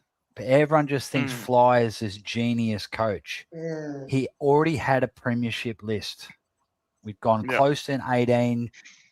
Probably should have won it. Probably should have won 19, but we got too ahead of ourselves with, with the whole DeGoey thing, and Giants got us. Then we had COVID, and so we were ready to go. So everyone thinks, like the media is just so dumb. Oh, Craig McRae's got a basket case. Collingwood 17th up until to a prelim. They already had the list. I think he had the nucleus of the list. You're not wrong. But I think when you added Tom Mitchell, that made the difference. Yeah, but Tom Mitchell Yep. wasn't there in 22 though. But 23 was. Yeah, sure. Yeah. Yeah, but but that's Okay. because we made a prelim in 22. Yeah, that's right. That's right. Yeah. Yeah, I don't think that narrative sticks Mitchell came in for because 23. it's more. And then also as well in 21, yes, we finished bottom 2, but that season, our season was cooked about maybe. I think because there was a game where we literally just it was so obvious that we just went straight to the kids, and I can't remember what game it was, but it was about halfway through. Because the first God, what was it? It was the first. Because the first, I want to say 10 games of the year, you could clearly tell that we were trying to go for finals and we were trying to go for a flag. And then at some point, maybe if it was round 12, round 13, you could definitely see, okay, no, this is a completely different side. And then once that happened, we sort of played the kids for maybe about a month, maybe 6 weeks. And then after that, I think there was, because I think Tyler and Cal Brown, they both went into surgery early. It was a post-season surgery. They basically just did it earlier. They did it around 18 or something. Once shit like that was happening, that's when I know, okay, no, we're literally just not caring about this season. And I know it's only those guys, but there was a lot of players around that sort of around 16 to 18 mark where they were all going in for post-season surgeries. And then the best and fairest are all saying, we're looking for a new start, fresh. We want to start fresh with somebody else. A lot of the performances, we only finished in the bottom 2 because we gave up, and that's what a lot of supporters didn't actually understand.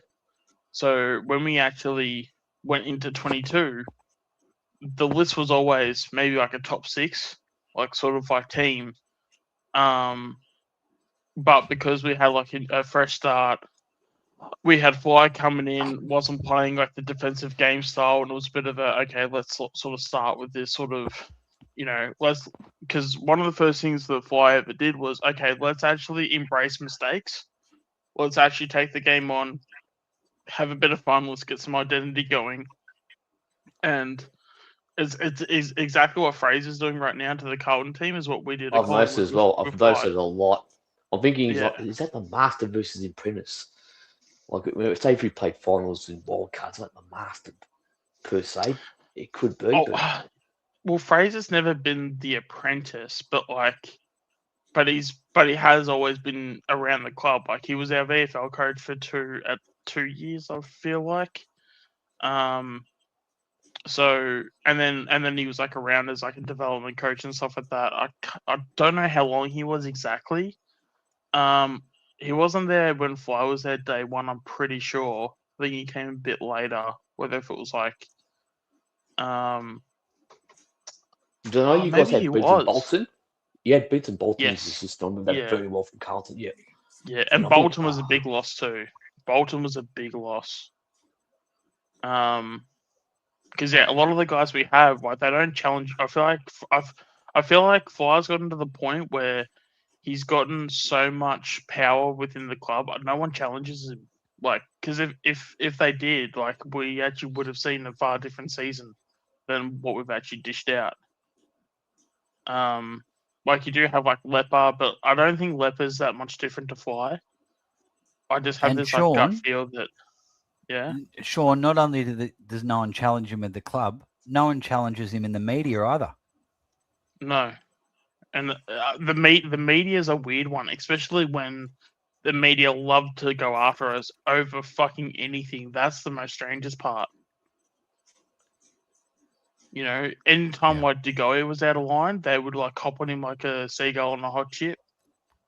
But for some reason, they won't go after Fly, and Fly has done more damage to this club than Jordan. That to the point where Jordan DeGoey hasn't even come close to.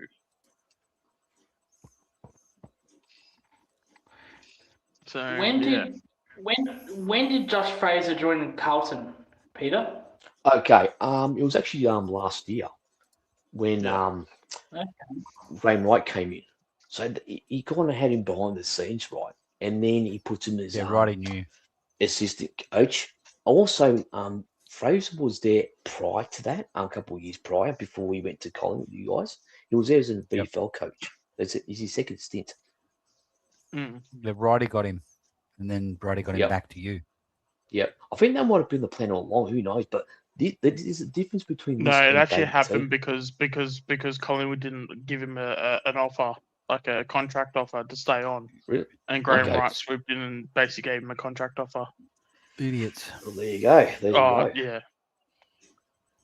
Because I felt the difference. I think Bo was mentioning before with Teague. With Teague, right? I was there at the time as well. But I know there was a sentiment, like fan sentiment. Even I'll put my hand up for it as well. But I don't think it was as infectious as it was with It wasn't that infectious as it was with Fraser. Like Teague, yeah, he had those few games, but the last couple we lost. At the end, like last 2 or 3 we lost. So he wasn't. But they didn't really interview anybody else. But now, what's been reported, if that is true, they're still interviewing others as well in the process. That's the difference.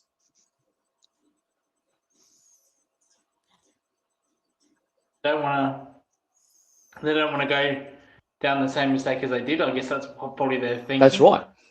That's why I like it. That's why this is more because when they hired Voss, there was an external review saying that we recommend Adam Kingsley to be your coach, yada yada. They went against that external review. They actually went against it. Now I don't know if Kingsley was going to be a huge difference. Who knows? It might have been made. Well, the Giants they only which one put him. So did Voss. Who knows? But probably I like won't. Kingsley. I like Sorry? Kingsley, but I don't think the players like his style. I don't think they'll respond to no. I don't think so because with some of the players, right, not all of them,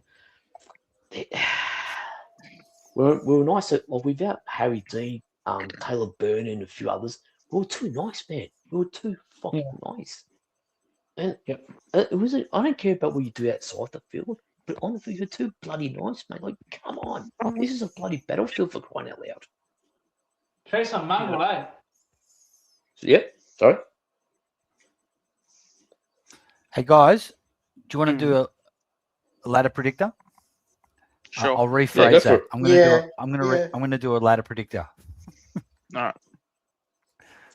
All right, so we'll do a few different scenarios. This one has got a Lucas won't like this, but this has got North upsetting the Cats. Ooh, Oh. really? Collingwood are upsetting Hawthorn, Ooh. and so let's. I can really Goodness see this me. Hawthorn game getting really ugly for us, though. Which Yeah. where's the Richmond? Quick question: where's is it MCG or Marvel for the Richmond game? Is it MCG. Marvel? Sorry. MCG. I don't Yeah, know. that could be an I'll say upset. Saints. That could be, but I'm slightly leaning towards Saints because they That'll- was doing the If aim for the if wild Richmond card won spot. that, Oh, Saints are out. Richmond Man. wins that. That's almost like Saints. takes See it you out later. of- So, Yeah. Yeah, See you so, later.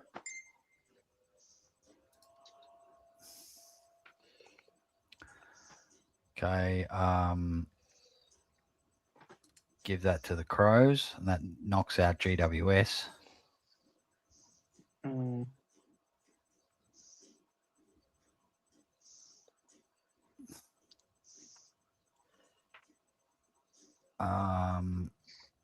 Yeah, even if Fremantle wins, Carlton.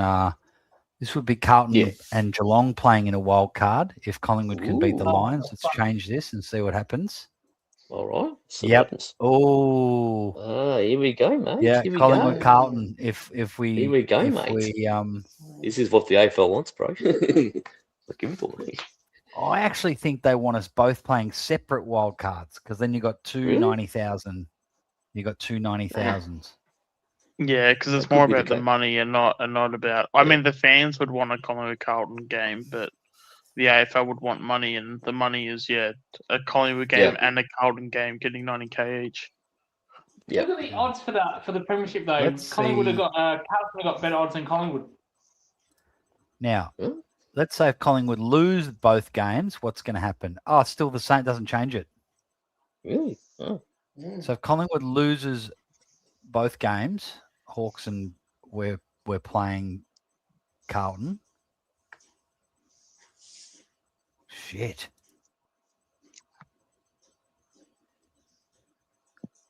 See, that's a much better game for me, for Geelong. Oh no, hang on. Not same. Hmm? It doesn't matter. It doesn't matter whether we win both games.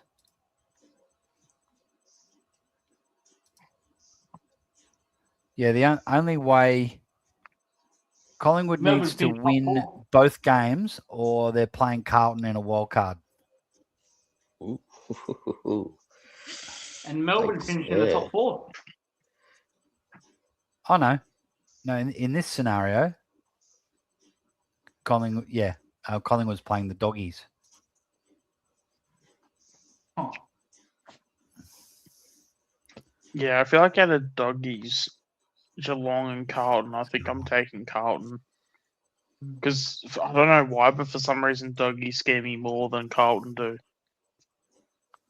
Really? Yeah. The Nah, Dogs are I shit. disagree with that. I disagree with that. On the No, MCG. no. Imagine. I mean, playing I the guess Bulldogs on I the do have the MCG. injuries though, and I'm not probably taking into account the injuries. In Yeah. those three games, I want Bulldogs. 100 out of 100 there. Yeah, but that's only between because of two. their injuries though. If they had a somewhat fit list, I wouldn't be taking Dogs. Even if they had a fit list, I'd still want the Dogs because the Dogs wouldn't be playing at Marvel to be at the G. I don't know about that because I But- feel like we've always struggled against them. Not at the Have we not? MCG. Like, Yeah, you Not in won't get the finals. Dogs Yeah, at that might be Marvel like you Not in usually do. finals. yeah, okay, yeah, that might, okay, Yeah. you might have a point there actually. If it was in Marvel, it might be a different story. But no, we would get Footscray at MCG. I'd love that. We've got a. They don't play there much. Footscray.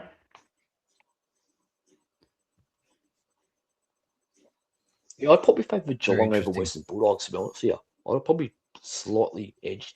I mean, I'll slightly favour Geelong over the Doggies in that one as well. Yeah.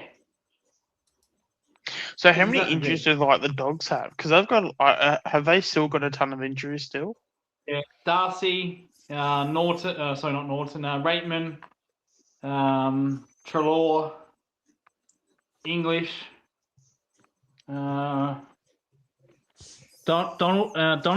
their halfbacker, is he out? Donald. So Yeah, they've got a few of their. They've got probably 5 of their best players out.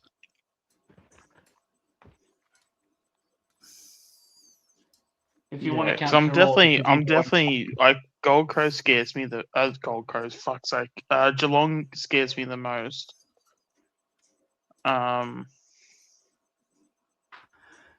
but I think wouldn't just mind- because of I their wouldn't mind injuries, Collingwood. maybe I probably. I don't know. Fuck, that's actually I feel like that. Yeah, it's Geelong's definitely the one team I'd be scared of. But then the other two, I feel like they're just like tied for second. So Collingwood can't really. The good news is Collingwood can't finish lower than 8th by the look at this. Yeah. That's pretty Have you good. even At done least- if we've actually lost both games? Oh, unless the doggies beat Melbourne, Yeah. which they won't. you see, and then And then it's 9th. Yeah. But then if we play the Dogs and Dogs are 8th and we're 9th, that's still MCG, right? yeah, Yeah. Yeah. they'll all be at the MCG. Yeah. What? As much as the Matt, Bulldogs what- would love to play us at Marvel. Ugh. Yeah. Yeah. What From would a happen playing if point of you view, gave- but yeah, they'll probably take the money at the MCG though. Yeah, of Matt. course. What would be the ladder if you gave St Kilda the 2 wins?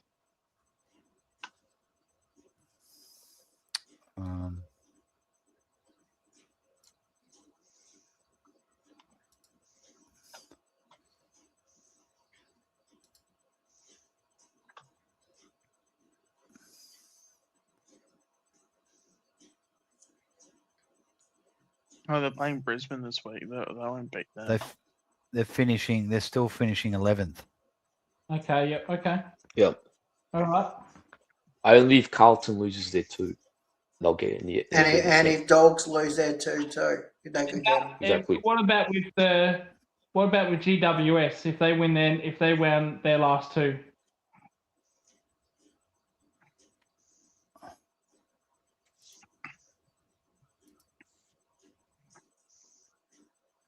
No.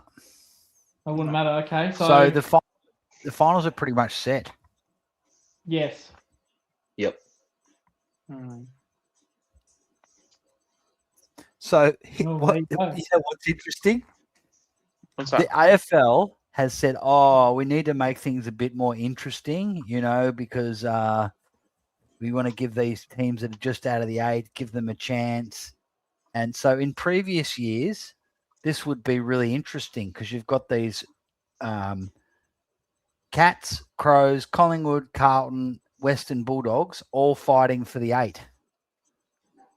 They can all, at least Adelaide, Collingwood, Carlton, Bulldogs can all miss. But because of the wild card, they're all dead. They're dead rubbers now. It's essentially dead rubbers. But then, what's they're happened there? going to tell clubs to not rest players. But then they're the ones that created the dead rubbers. Yeah, they created this. So these have a lot less interest now. These games. Yeah. How is it that when it comes to the AFL, they love to shoot themselves in the foot, but then they want to keep telling the clubs how it's their fault and they need to play a certain way or they need to run their clubs a certain way? Like, get your backyard fucking fixed before you worry about other people's backyards. Like, fuck's sake. Oh, but Bailey Dale's another one that's missing for the Dogs, and Connor Bullock. Yeah, Bailey Dale's a big loss. Yeah, so Oh, they're that's huge. they're mate. missing. That's huge. They're missing 6. Yeah, you'd want them in the first week. You'd Okay, want yeah, them in no. the World Cup. Yeah, because I know there was a narrative a while back that when they had a ton of injuries, because sometimes that can be a thing and people can go, oh, their season's cooked, but then like they could have 6 injuries that could all be returning within the next like month, so then it's Yeah. like it's not really that big of a deal. No, I still think Tim English is 3-4 weeks. So I think at best they'll miss 1 wildcard game because there's no bye. You have to remember that there's no bye, so they don't get that extra rest or Yeah. extra week.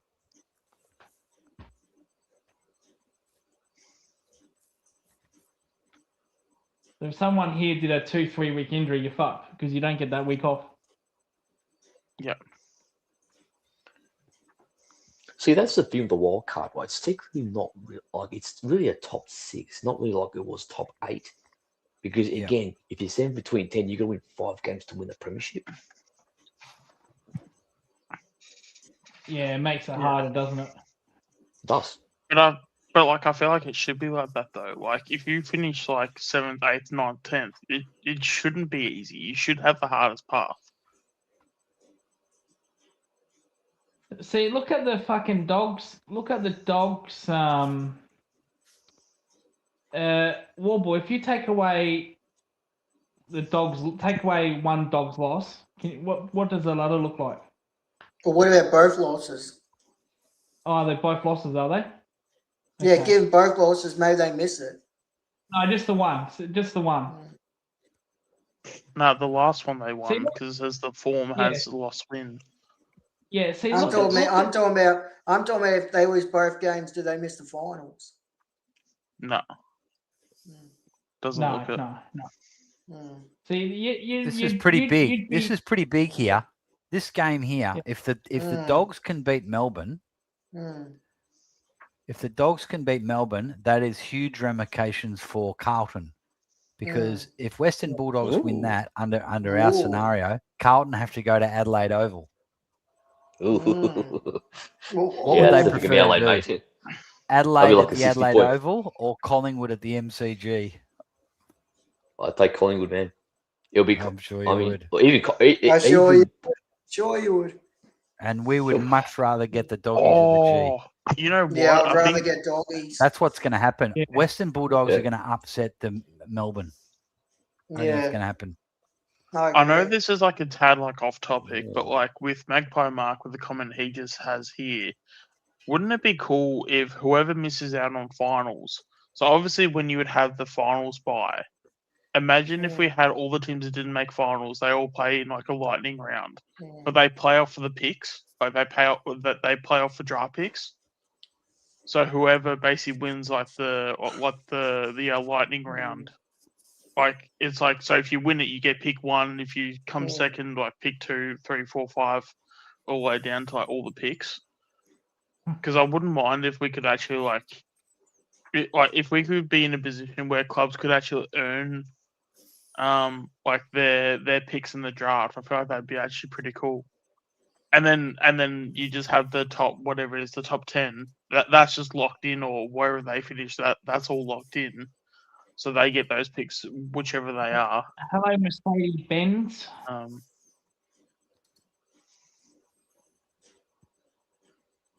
I still think Toyotas are better, but anyway. You trying to start fights, Lucas? That's what I'm thinking. That's what I'm Hello. thinking. Hello, Magpie Mark. Good to see you. Yeah, those Euro Not sure. unreliable Euro trash against the Japanese build quality. Yeah. Yeah, I've got no idea about cars. As long as it works, that's Mercedes good is to me. saying that wild card is not a joke. Yes, Yeah, it's a legit thing, Mercedes. It's not literally a joke. We're just not that into it. Yeah, we just don't care about it. We don't like it. That's right. But it's here to stay, and we're covering it. And if our team's in it, we're going to be stressing the fuck out, Mm. Right. especially if it's fucking Carlton. I couldn't agree more, man. Mate, I grew up getting humiliated by Carlton in grand finals, so it's nightmares for me. Yeah. Yeah.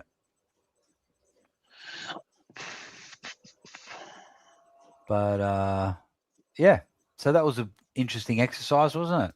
So it's pretty Yeah. much. Yeah, very. I haven't heard in the media them announcing that the finals are set. I thought St Kilda could still make it. That's what I thought. Doesn't look like it. Mm. Carlton win this week. Everyone's fucked. That's right. That's right. That's right. So This Carlton is would have a rare to opportunity have that to. Carlton can fuck other teams. Hey, Peter, instead of themselves. Yeah. Yeah, that's right. Yeah, that's right, man. That's why if the onus goes on us, right, in the past, we crumble like a sieve, man. We do. Fremantle. And it's been like that for how many years?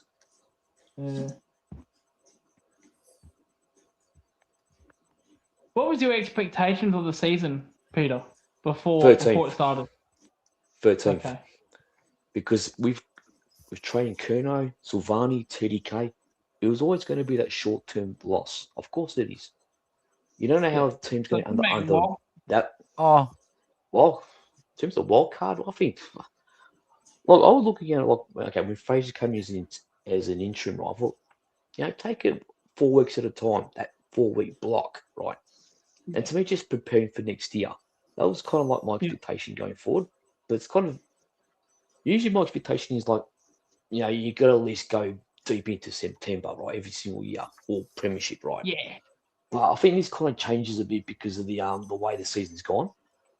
So I'm thinking, in a way, I'd say, I know Mars would say, yeah, premiership, but fair enough, man, fair enough. But I'm thinking this, I'm willing to give it just a pass in terms of the way in terms of the those two different seasons, two different scenarios in the season. I'm willing to give it a pass for the time being. so there you go. St Kilda, if they win both and Carlton lose both, there's still a world where St Kilda makes it. But I don't know if I really trust St Kilda to win 2 more games. They're shot. Yeah, that would. I'd say on paper you'd say Kilda yes, the best but team now. I think Richmond can beat them. I At the think end yeah, of so the do year. I. It could be. So do I. Who's your other they game? can. Suns at Marvel. Suns. Yeah, I reckon the Suns Oh. would smash their midfield without Nas. Yeah. Yeah, I think it's unlikely they're probably going to beat the Tigers, but I think it's unlikely they'll beat the Suns. But anyway, it makes for so it is not quite set yet, but very unlikely that Carlton lose both those games. So Carlton should get in there. GWS could also make it as well, No, they can't. but Pretty sure they can't. Okay. Yeah, look, No, this they're is gone. this is Okay, with they're them winning gone. both games. Oh fuck! They fucked it then, didn't they? Jeez. What about North? Can they make it? Hang on, let me take one of the Saints wins off them and see if that pops. Oh fuck! There you go. Giants can make it. Yeah. Really? Yeah. Wow. They would have to beat the Crows at Adelaide, but yeah, shit. Crows are gettable. Richmond nearly beat them. That's Yes. right. GWS do beat the bigger teams. Do you want to do you want to hand off, Lucas? Or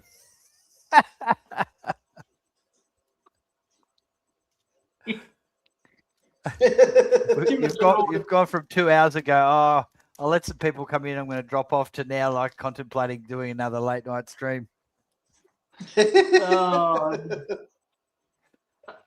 that's all right. I'll keep going. I will keep going, Lucas, and you are welcome to be a guest. I won't put it on you to start up another stream. Yeah.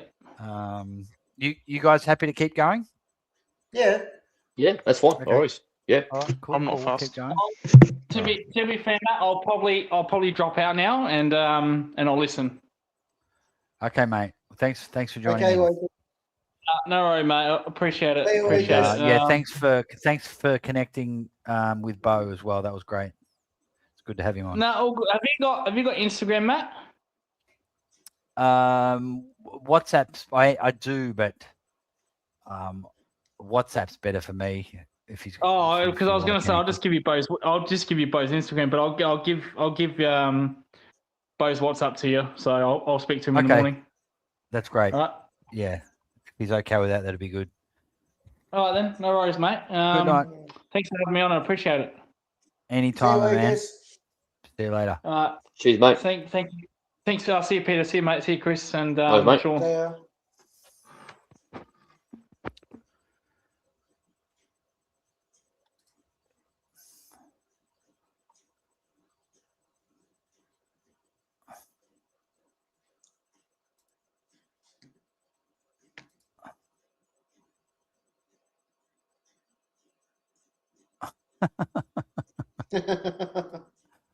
I'm not a racist, but dislike cars from Asia.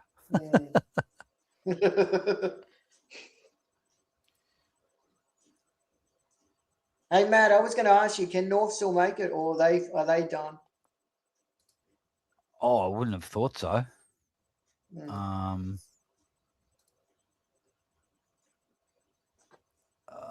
No, they.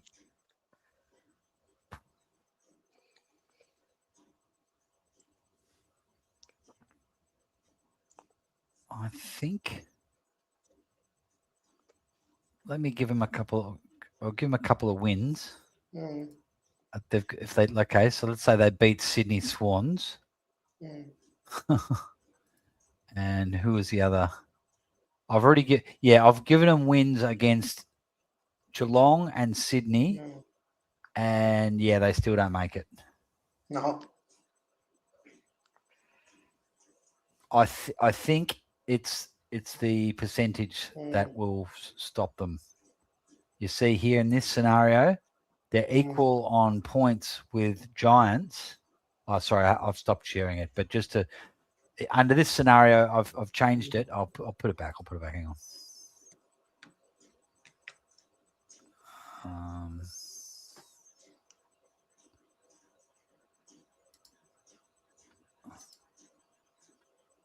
Can you see that? Yep. Yeah. Yep. So their North's problem is even if they win 2 games, they'd have to fucking smash them to get their percentage up to sneak into that 10th spot.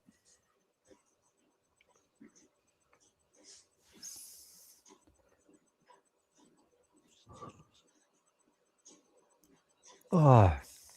All right. Any particular topic that the chat wants to talk about?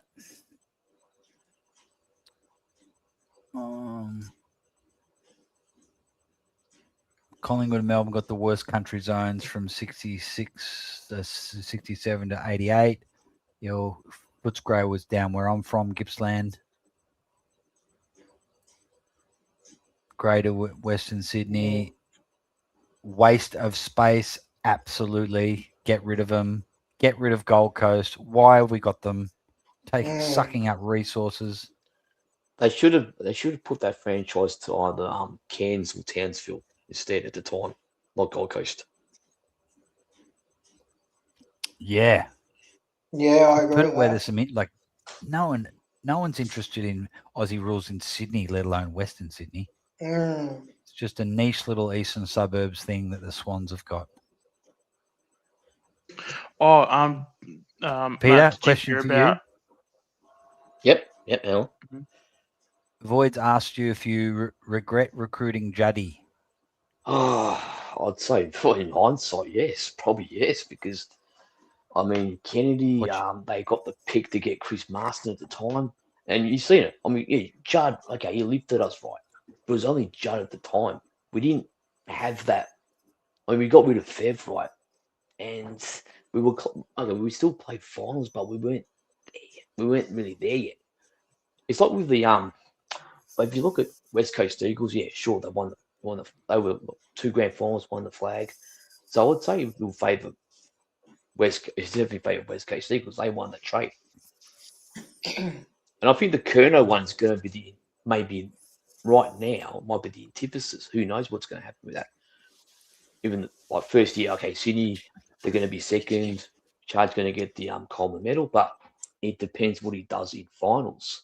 That's the question. Yeah. It's what you had to give up. Yep. But they gave a lot, man. And so did we till back in 2000. It's 2007. So did we back in 2007 as well. So we gave up a future to get Chris Judd.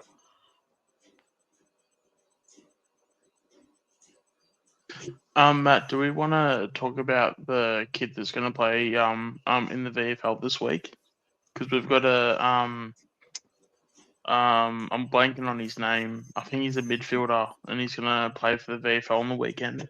And he's a draft prospect for this year. Yes, we can. Yeah, all right, I'll find the name and I'll get back to you. Okay.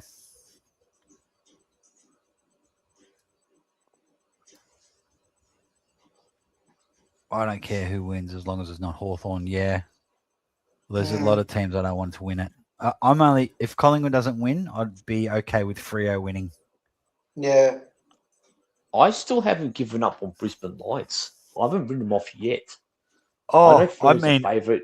I mean, I'm not saying my teams that I don't want to win. Oh, that's fair enough. That's fair enough. To me, I don't really care too much. I mean, yeah, as long as not Collingwood, blah blah blah. You know what I mean?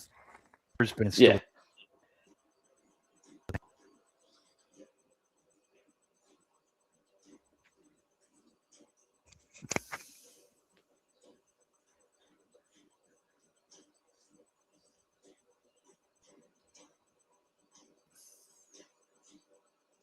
Yeah, because I want to say his name's like Gus or something. It won't take me long. I'll just find it.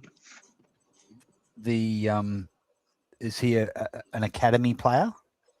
No, he's just one of those like players that are just going to play for the VFL. Right. Kind of similar to the Snell last week. Okay. I can probably.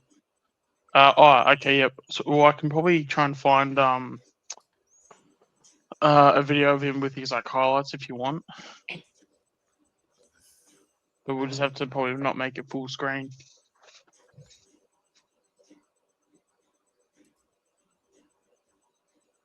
The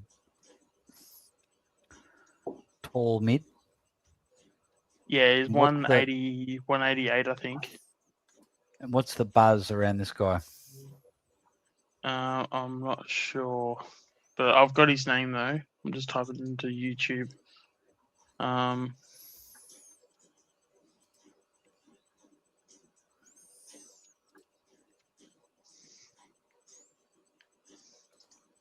Hopefully some highlights can come up.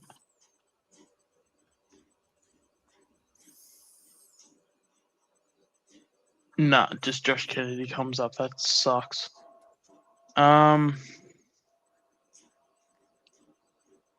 That's what happens, Alright. Lucas.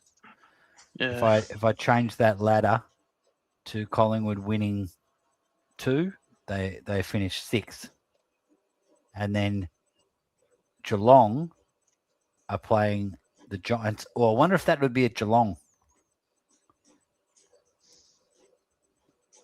Anyway, Aren't that aren't the answer your finals, question, Lucas. Aren't the finals set in MCG for if it's in Victoria, or does Geelong still have that? You can still play finals at Gem HBA. That's the question. I think what happened, Peter, is that the AFL gave Geelong the right to host certain finals if it was like a small interstate club, and they went, okay. We're going to play Freo at Geelong, and Freo beat them. I remember that. Yeah, I remember that. So they're like, oh, we're not doing that again. We lost all of this money, and we're out of the finals.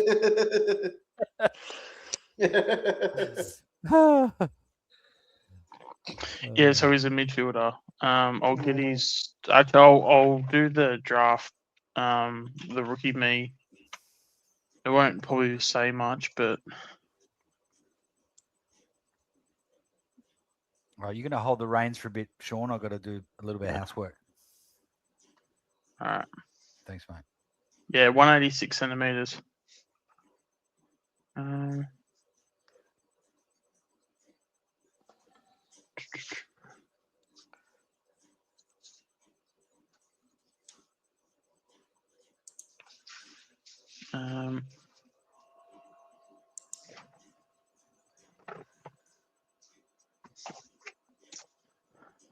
Okay.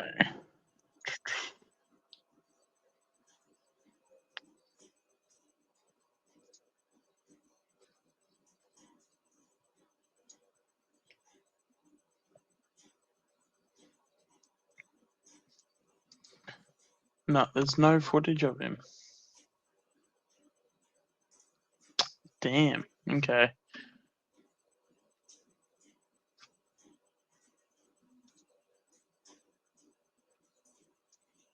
All right. Chris, do you have any questions to put into the stream? Yeah, I'm struggling to think because I'm starting to get tired. Mm. What do you got, everyone, Sean? That's why I'm asking you, mate, because I got nothing. I'm struggling. I'll think of one. I'll let you know.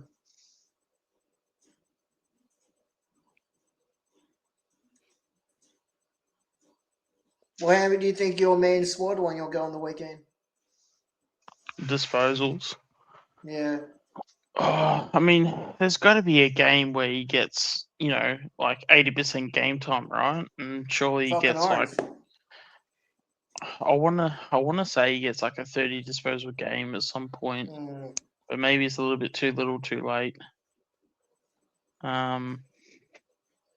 Maybe he does it against Brisbane because Brisbane are a bit of a, they're not like super slow, but they're a slower team. Like they're a bit more like Carlton, I feel like, where they've got a lot of like slowish mids.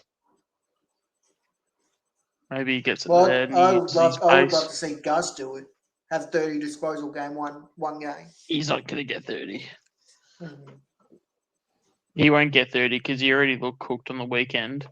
Yeah. And I think the fitness is coming back to bite him at the moment. What about Ed? Could Ed do it? Ed could, yeah, but again, you need to increase his minutes. Because he's already had a few 30 disposal games in the VFL. Or maybe Void can answer the question because I don't think his minutes are at a level yet where he can get 30 disposals. Because I think they're around like a low 80s, high 70s. I feel like you need a bit more game time for him to get 30. But he got, what did he get on the weekend? Didn't he get 20? I think so. Okay, he yeah. is playing 80%. Okay, there you go. Yeah. Nah, but there's got to be a game soon, surely, that he's going to have like a breakout game. But like, yeah, where he gets like, I don't know, even high 20s, like he gets close, but maybe just short.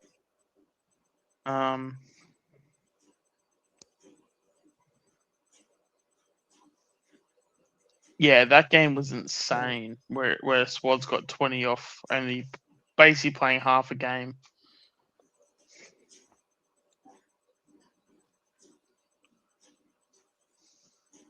Well, the question I was going to ask is he still? I don't know if he's still. I was going to ask Peter, does he think like Fraser's got the job?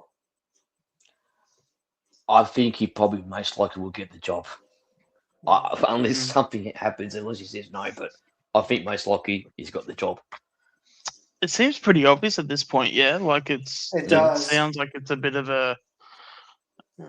It's If they've gone through the process to interview all the other candidates, then and with what's going on with Fraser, then looks like hot favourite.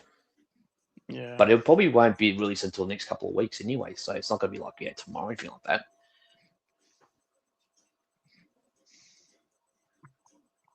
Well, if you heard the fans on the weekend, they were chanting his name. We want for. I was there. I was at the game. I was at the game, man. It was inside the stadium. It wasn't even outside. As soon as I left, I saw it. It was infectious, man. Like I wasn't doing it myself, but fuck, man, sheesh.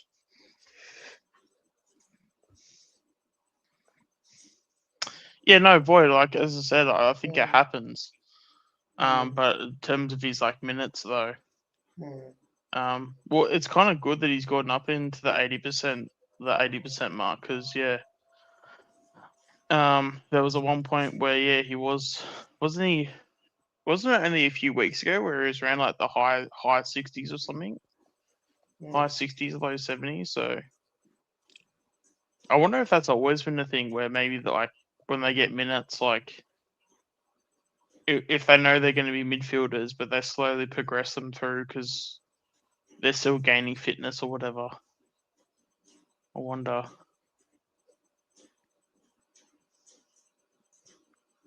And yeah, Void, if you want to come on, just I can post the link as well too.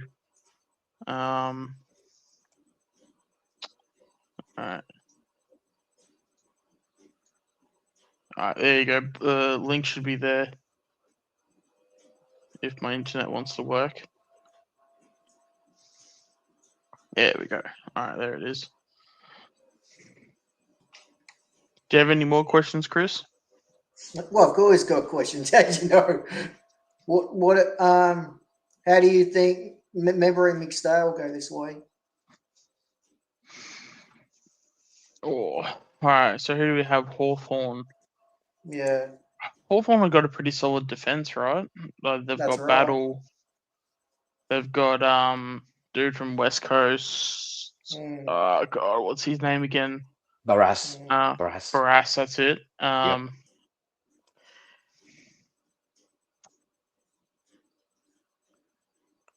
Okay, all good word. Yeah, Barras. And then you've got Is there another defender I'm forgetting, or is it just Sicily the third tall? Wouldn't I think surprise Sicily. me if he's.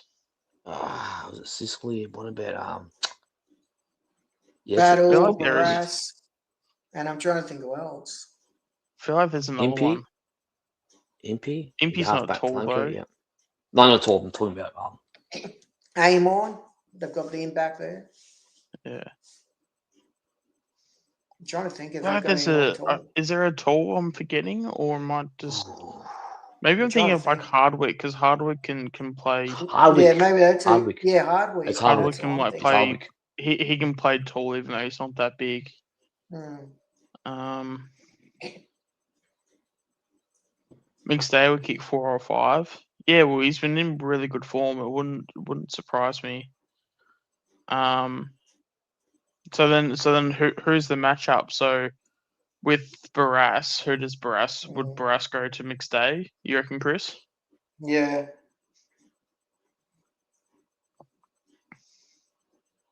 And then what Battle would go to Membry or? Quite remember, yeah. Yeah. And they've also got Weddle. Oh, Weddle. yes. That's fucking it. I knew I was Fuck. missing someone. Yeah. Yeah. Weddle. That's what I'm Yeah, thinking. Weddle might even go to like a. Oh. Well, obviously Weddle would be more centre half back, right? Mm. So he'd be on the more athletic forward, which might be could even be West. Yeah. Barras would give lots of frees away. I hope so. We all hope. Yeah, but he can. Yeah, but that's where you sort of have Weddle and then you have Sicily. Like they Mhm. sort of, neither of them are a proper defender, but like And they've got have them Hardwick both too. like. Yeah, but have them both in like Mhm. the same system. It sort of makes up for it. Yeah. Oh, isn't Weddle in form? Oh, well, I guess that's a good thing for us then. Mm.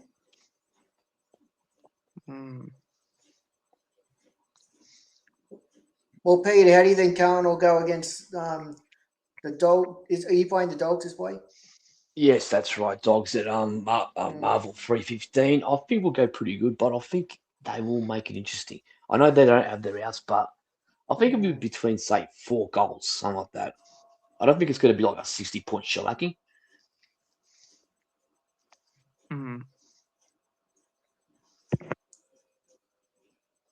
Who gets the bond? Ooh. I think Cripper will play the game role. I think Cripper hasn't been like Cripper's played more like a Trent Cotchin type role. Like he's been, like you can only put him up 40, but that Brisbane game, he actually did the job right on Dunkley. Because he's been more selfless for the last couple of weeks, and I'm thinking, okay, this is what Fraser's up to. This is what Fraser will get out of him. He's no longer that player's going to take on 2 players, going to do X, Y, and Z. He's no longer like that. I've got to be Superman, etc. He's not. That's what Fraser's wanted to get out of him. I felt because everyone else is going to take up the slack. Walsh is taking up the slack. Jagger's going to take up the slack. You've got Hewitt take up the slack. That's probably a good thing. And my Cripple will have games where he gets his 30 possessions, 1 goal, 10, 6 clearances. But there might be games where he plays a negating role as well.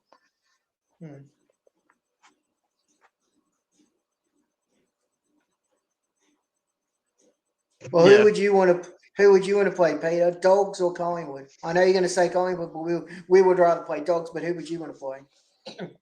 I'd say I'm not really too either one. I mean, look, with the pub, you guys all you had the wood over us for how long? And fair enough. And I still, it's just say if we played you guys, I still think it'll be a close game. I'm not going to say because you got your rounds, we're gonna win by. No, I don't think so. Do you feel like To me, at the I end don't of the mind. year, do you sort of feel like you sort of know where the delistings are at and like who's going to be gone at the end of the year? Or do you I've think got that a it's bit still of a a bit up in the air? There's some that's a definite yes, like Adam Sard, Jordan Boyd. I can even give you a few others as well. Yeah. I know a lot of fans calling for 10 delistings or 12, but I don't think it'll be that much. I don't think it'll be. Nah, I it think never if you is. cut too hard too soon, you're going to lose some of your depth, and I don't think they'll go that way. Yeah, I feel like the most a club would do would be maybe 8. Even Something like that, yeah. because even 10's an extreme amount. Like It is. because 10 would just be our list is completely shit and we're just throwing a bomb on it. We've done 10 last year, I think 9 the year before, something along those lines, because they had a lot of certain players that were injury prone, like Jack Martin, Marchbank, and all the other players. Yeah, true. And even 2015, which we started that rebuild, we cut a shitload of it. It probably didn't help that you also had a lot of players like traded out as well, like Curnow was traded out and that. Yep, no, I didn't, mate. But again, at the time, it had to happen.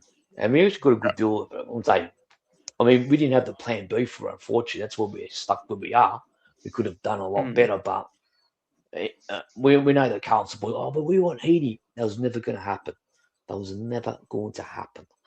Heaney? Isaac Heaney? Isaac Heaney or Gordon, etc. That was never going to happen. Since when was there rumors about that? Was that last year? No, in terms of fan sentiment. I'm not talking about rumors. I wouldn't be taking them serious. I wouldn't be taking them serious if they're saying, "Oh, we're gonna." Yeah. What's next? They're going to talk about how they're going to pry Nick Dacos out of Collingwood, are they? Yeah, that's right, mate. Yeah, and then after that they'll get Bond. Then after that they'll get exactly, mate. Andrew Brayshaw and No way, man. Yeah, no, but it's just like if you're thinking you're going to get Isaac Heaney out of Sydney. Oh, to me, it was to me. No, but I'm saying like if just any supporter that's going to be saying those things, that's where you just go, okay, all right, let's move on. Yeah.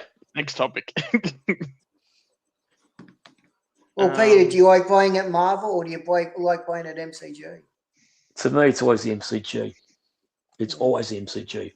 I like Marvel as well, but nothing beats the MCG when it comes to atmosphere, mate. Nothing beats it. Well, we hate Marvel because the reason is because everyone gets fucking injured on that fucking ground. We as Collins boys, we never want to fucking play there, don't we? Sure, we never want to play there. I feel like there's always like some like bad luck at that ground. Yeah, fucking oath. I've had a fair share over there as well, mate. So I wouldn't. Because it's obviously a ground like you know, like if we play there, I mean, you obviously go there, you watch the game, and you sort of get it done. But yeah, every time I go there, I'm always dreading because I'm just thinking like, fuck, someone's gonna do a knee or someone's gonna, pull a hamstring or something. Like, there's just no way that like we're going to get out of this injury free. Well, perfect example is Zach Butters. Look what fucking happened here. For some reason, like I feel like the last day or two, for some reason in my head, I just can't escape the fact that I just have this like feeling that Butters is just going to go to the Dogs. Yeah. And it's just going to be just a flat out, like, it's just been the most obvious shit from the start, if you know what I mean. Like, Yeah. and yeah, obviously it'd be great for him to go to Collingwood and stuff, and it's great that we're being so desperate, but I don't know, part of me is just, we're sort of just,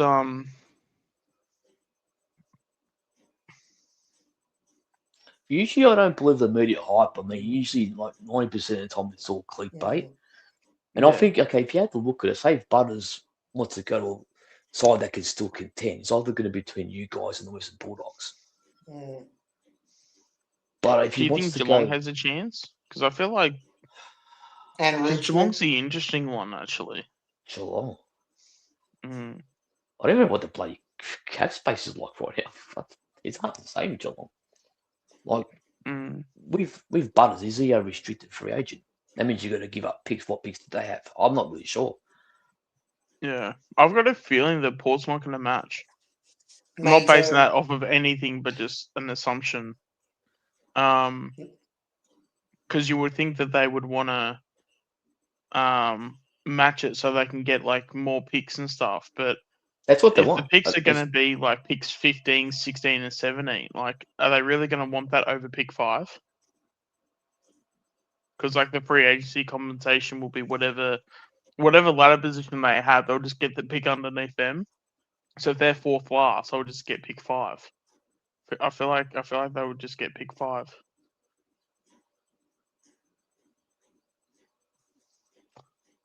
Unless it's Richmond. Okay.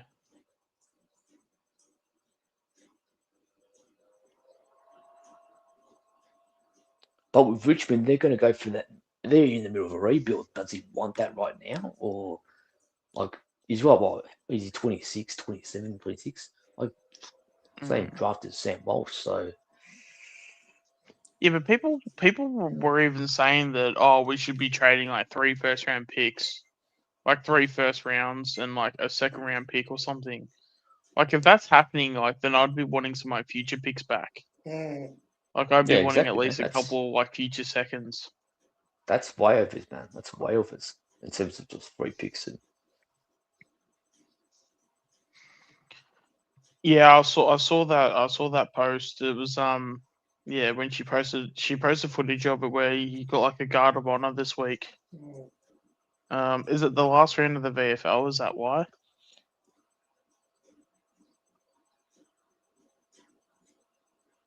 I guess if he's getting a guard of honor, it doesn't matter. It probably just means it's the end of his career.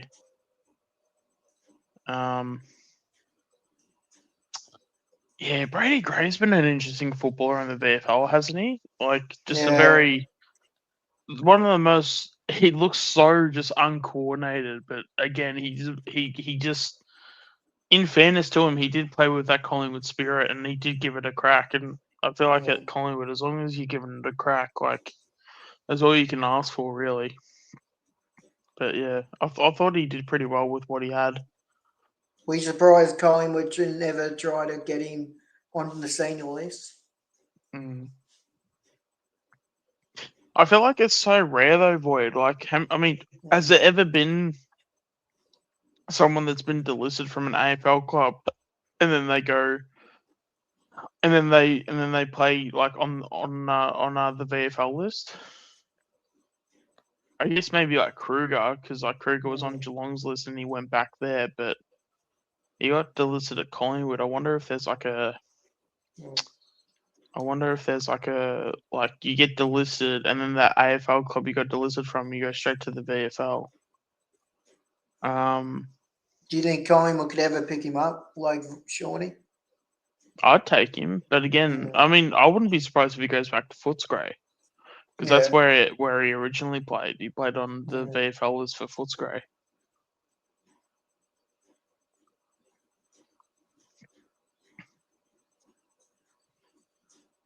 But yeah, I mean, I would certainly rate that for sure if we were to do it. But I mean, chances are it's probably not likely. Mm.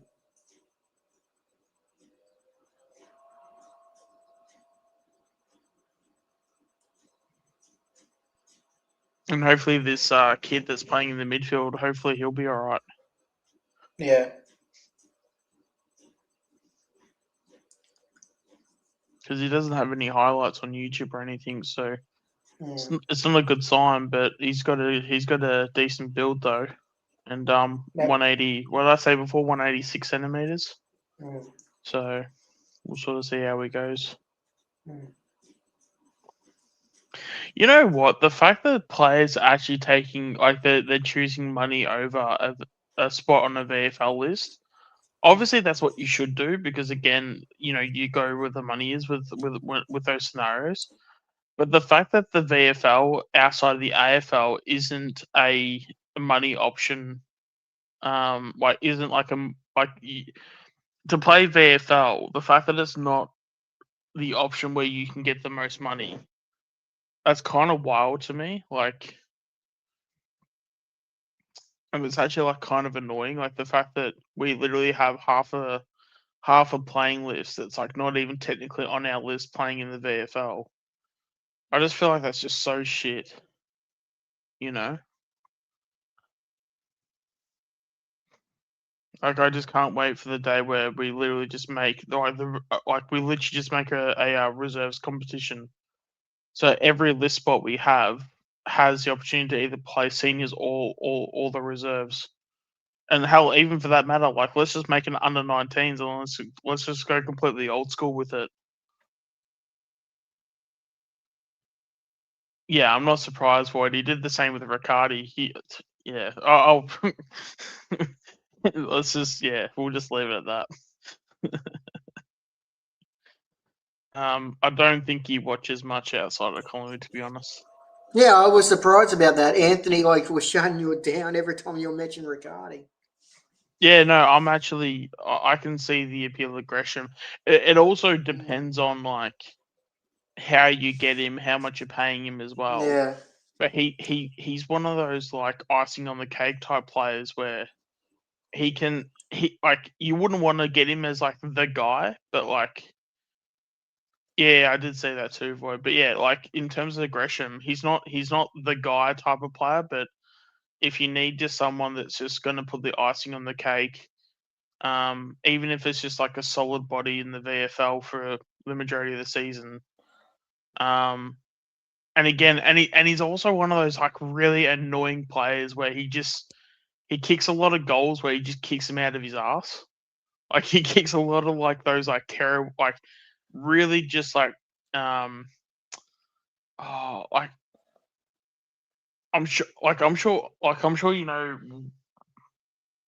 what I mean, but it's like goals that get kicked out of his ass, like type of thing. Like the you know that like you know you sort of feel like every time he kicks a goal, it's always based on more luck than it is actual skill.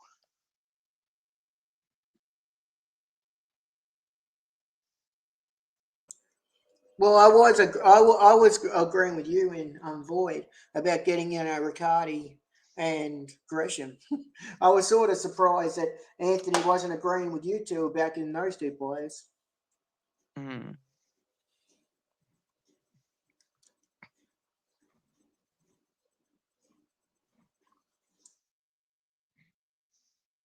Yeah, I think we just have to accept the fact that like not everyone's going to be watching as much footy as what we do, I guess, right? And as much as we can sit here and go, well, Anthony should be a bit more switched on with these things, but you know, I guess it comes down to, you know, everyone has a choice to switch on to his stuff. Maybe not so much be so switched on, but and that's not like a good thing or bad thing either way, sort of thing. It's just but yeah. Yeah, boy, please don't get me started. Don't get me started with that stuff. Oh my god, Jesus. It's actually wild to me how the Giants haven't even like got it. I think they have given him a contract offer, but he hasn't signed it.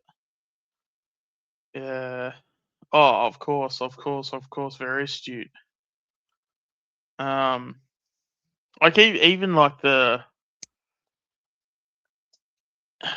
You know what? I might actually. And Void, maybe you can maybe back me up on this. I'm thinking of putting it in the vault that Ilary Smith, if he makes it to next year, he actually debuts. Because he's one of those guys like he's really teasing me right now. Where like every time I'm like sort of seeing him and I'm seeing him be more consistent and like he's just showing enough. Like it's like not to the point where it's like, oh, of course he's getting a contract, but he's showing just enough where it's like, yeah, like you wouldn't be shocked he gets a contract, but you would be a little surprised. And especially as well too, if we do sign Smith, that means we then don't have to go after a jumping ruckman. So unless there's an obvious jumping ruckman that we don't have out there, I'd rather just sign Smith and actually get maybe half a dozen games into Smith next year.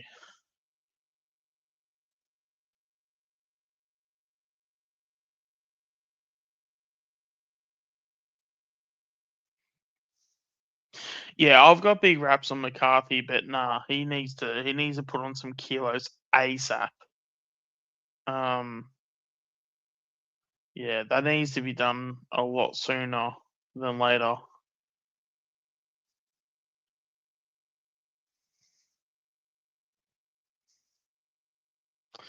Yeah, well, when I first originally saw Smith, ironically, I actually thought he was a Josh Fraser type. Just very lanky but he sort of, he was a bit cluey and, because that's probably the other. I don't know if people obviously vote. I'm sure you would, but like when Smith was starting out, he was carrying our whole ruck department on his own, and he was only 19 years old.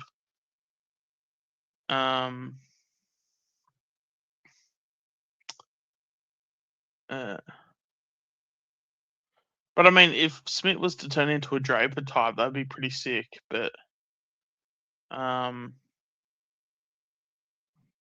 yeah, we definitely need someone that's like, yeah, I feel like we need somebody just so that we've got even if it's just a stopgap, because I'm not sure if I don't know. Are we expecting Code to survive? Like, I'm not even sure if we can expect Code to survive either. Co won't survive. They'll get delist him for sure. They won't keep reckon? him. Yeah, they'll delist him for sure. I mean, but even his form's been okay. Like, yeah, it's interesting.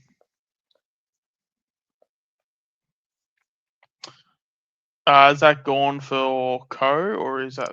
I'm assuming that's Co.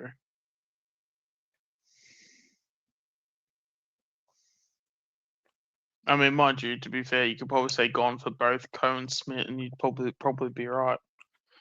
I just hope we show a bit more patience with Smith.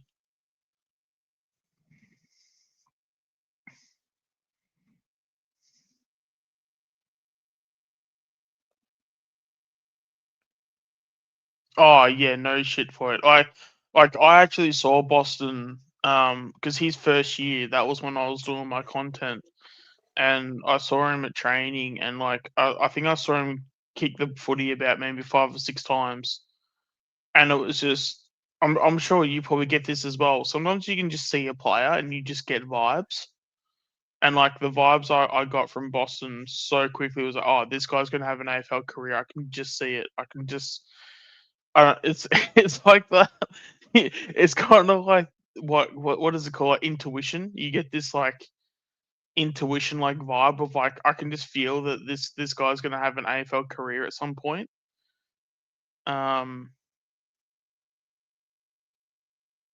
Yeah. So if he gets cut, like I would hope he comes back and we get him in the VFL list.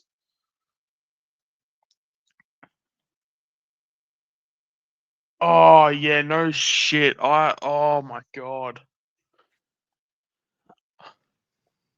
Yeah. Didn't he say something like similar to was it Riccardi? Also, because I remember just like walking away from, or not walking away, but I remember him like just he said, I don't think it was about Boston, but it was um oh god, what it might have been Riccardi, but it was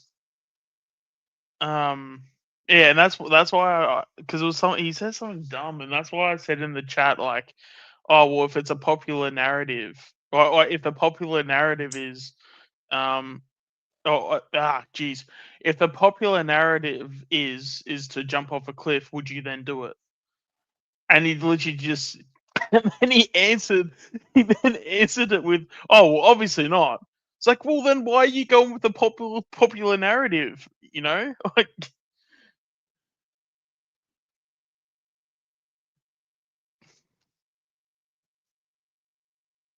oh yeah, of course.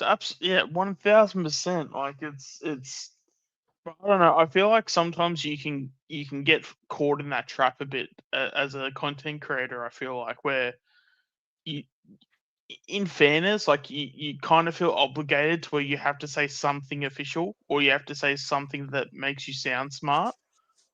But if you just genuinely don't know, it's completely fine to say, yeah, I just don't know. I haven't seen him. Especially when you've got no sample size. Yeah, it's completely fine. Just say, nah, sorry, I just don't have enough of a sample size. But as I said, as a content creator, sometimes that's a lot easier said than done. Because as when you're in that space, you just feel so obligated to at least say something. Oh yeah, 1000% void. Yeah, 100%.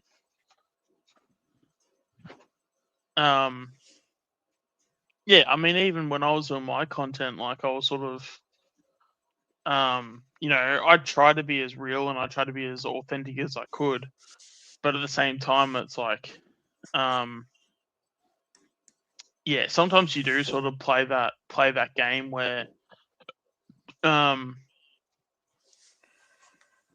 you're trying your best and you're trying to be honest, but like sometimes you just sort of, all right, let me just, yeah, again, it's the whole, yeah, with yeah, you just make certain shit up, but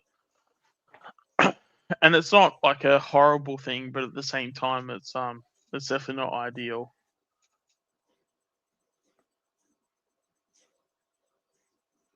And again, 100%, like the fact that, yeah, like, yeah, the fact that, oh no, that's what it was. It was Riccardi, and he go like, oh god, what did he say? It was something about like, oh, I'm sure there's options out there. I can't tell you what those options are, but I'm sure there's options out there. Like, it's like just say that you just don't know, and you think that Riccardi's just not that option. Like, oh man. But if you're just the only person like in your if you're a content creator and it's just you, isn't it like impossible to watch everything? Like if you're trying to watch the draft and you're watching like the Coates Talent League and then you're trying to watch, I mean it'd be impossible to even get to even watch like videos of like school footy and stuff. I mean I've actually I need to go back and watch the God, I've got footage of the grand final for God, who was playing? It was like Marcelin versus somebody, and we had some NGA kids that played in that.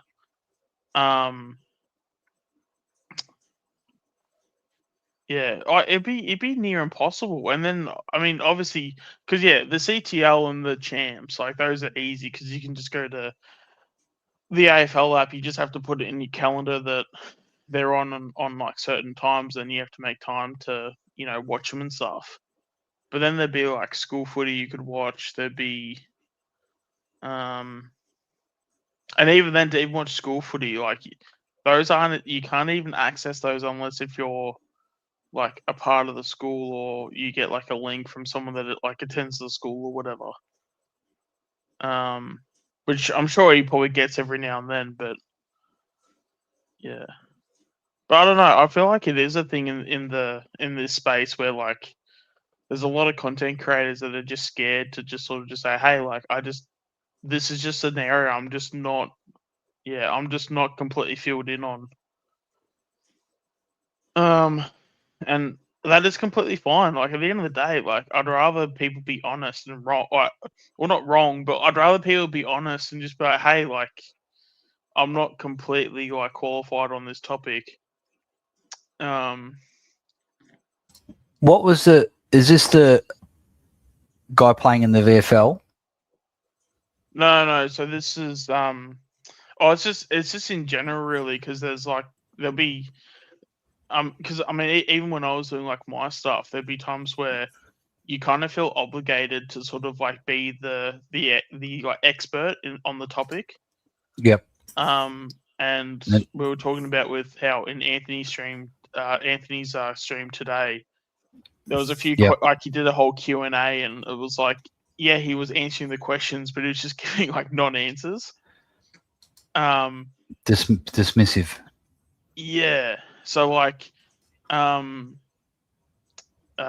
was even at one point with like Riccardi, like I basically put in the chat, oh, we should go after Riccardi. I feel like he's the next best like key forward to go after. Yep. And he said something to the effect of like, oh, nah, we probably shouldn't, as I'm sure there's better options out there. I can't tell you what options are out there, but I'm sure there's better options out there. You know, instead of just saying like, I'm not too like familiar with the field of the options, but like, I'm sure whatever's out there, it's better than Riccardi. And it's like, there's not like if you're wanting to go out there and get a key, Kelsha Deer and Jesse Hogan. That's it, and they're not the best options.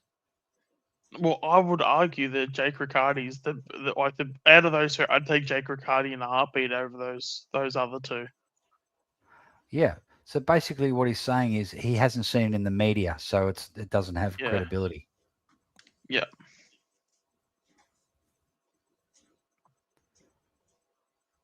He said to go for like Jake Stringer. That's what he was saying, to go for Jake Stringer. Oh, seriously? Mm. Yeah, he did. Again, that's just copying the media. That's so lazy.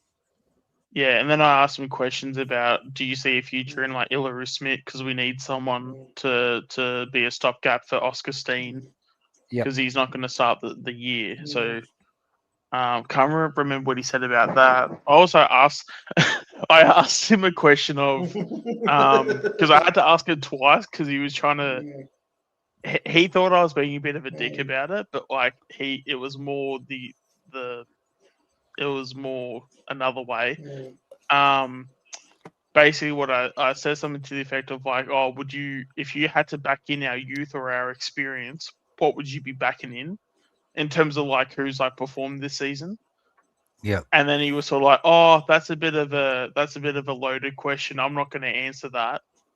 I feel like that's a bit of a it was a bit of a complicated question. And then I just said, okay, at the end of the day, you've got the youth and you've got the experienced players. Think of them as stocks. Which one, like, what would you put in your money towards if you were going to invest in the stock? And then he just tried to shut down the whole entire question and just did not want to answer it.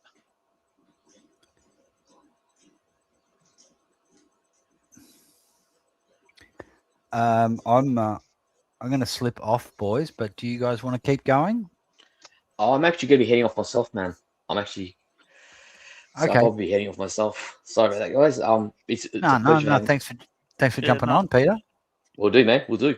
Yeah. I'll jump on next time as well. We'll see you again. Good. Cheers, mate. Cheers. See you, Peter. Yeah. Yeah. So if you're gonna hop off, I'll probably hop off myself as well. Me too.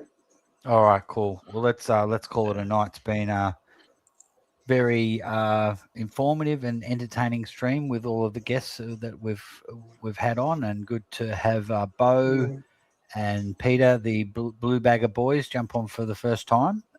Yep. Shawnee, yourself, Chris, and Lucas. Have I forgotten anyone? It's been good couple of I know days you of said streaming. Lucas. Good couple of days of streaming, and I'll probably be it's been tuning in some with solid Lucas at the same time tomorrow. Yeah, I can't wait for his cricket so- stream. That's going to be good. Yeah. What's that? 9 Yeah. o'clock. He's going to start. Yeah, 9 o'clock, and he's going Yeah. to 5. Yeah. I'll tune in. Awesome. I'll see how I Awesome. go And with that. yeah, one. so if I don't see you in the meantime, I will see you over at, I think Mick's doing his stream tomorrow, Magpie Army Yeah, Chronicles. he is. And He is also at 8:30. thanks to the Jumper Punch who gave us a Yeah. shout out today, and a few of those boys came through the chat. So it was and enjoyed your input on the Jumper Punch also, Lucas. Really good. So yeah. It's good little network we've got going here, guys. Keep it up. Absolutely. Thanks for everyone in the chat, and Absolutely. if you're watching the replay, hope you enjoy it, and please like, comment, and subscribe. And we'll see you over the next few days. Looking forward to hopefully a good performance against the Dorks. Yep. Yep. All right, guys. Night, everyone, and Night, everyone. go Pies. Go Pies. See you guys. Go Pies. See you guys.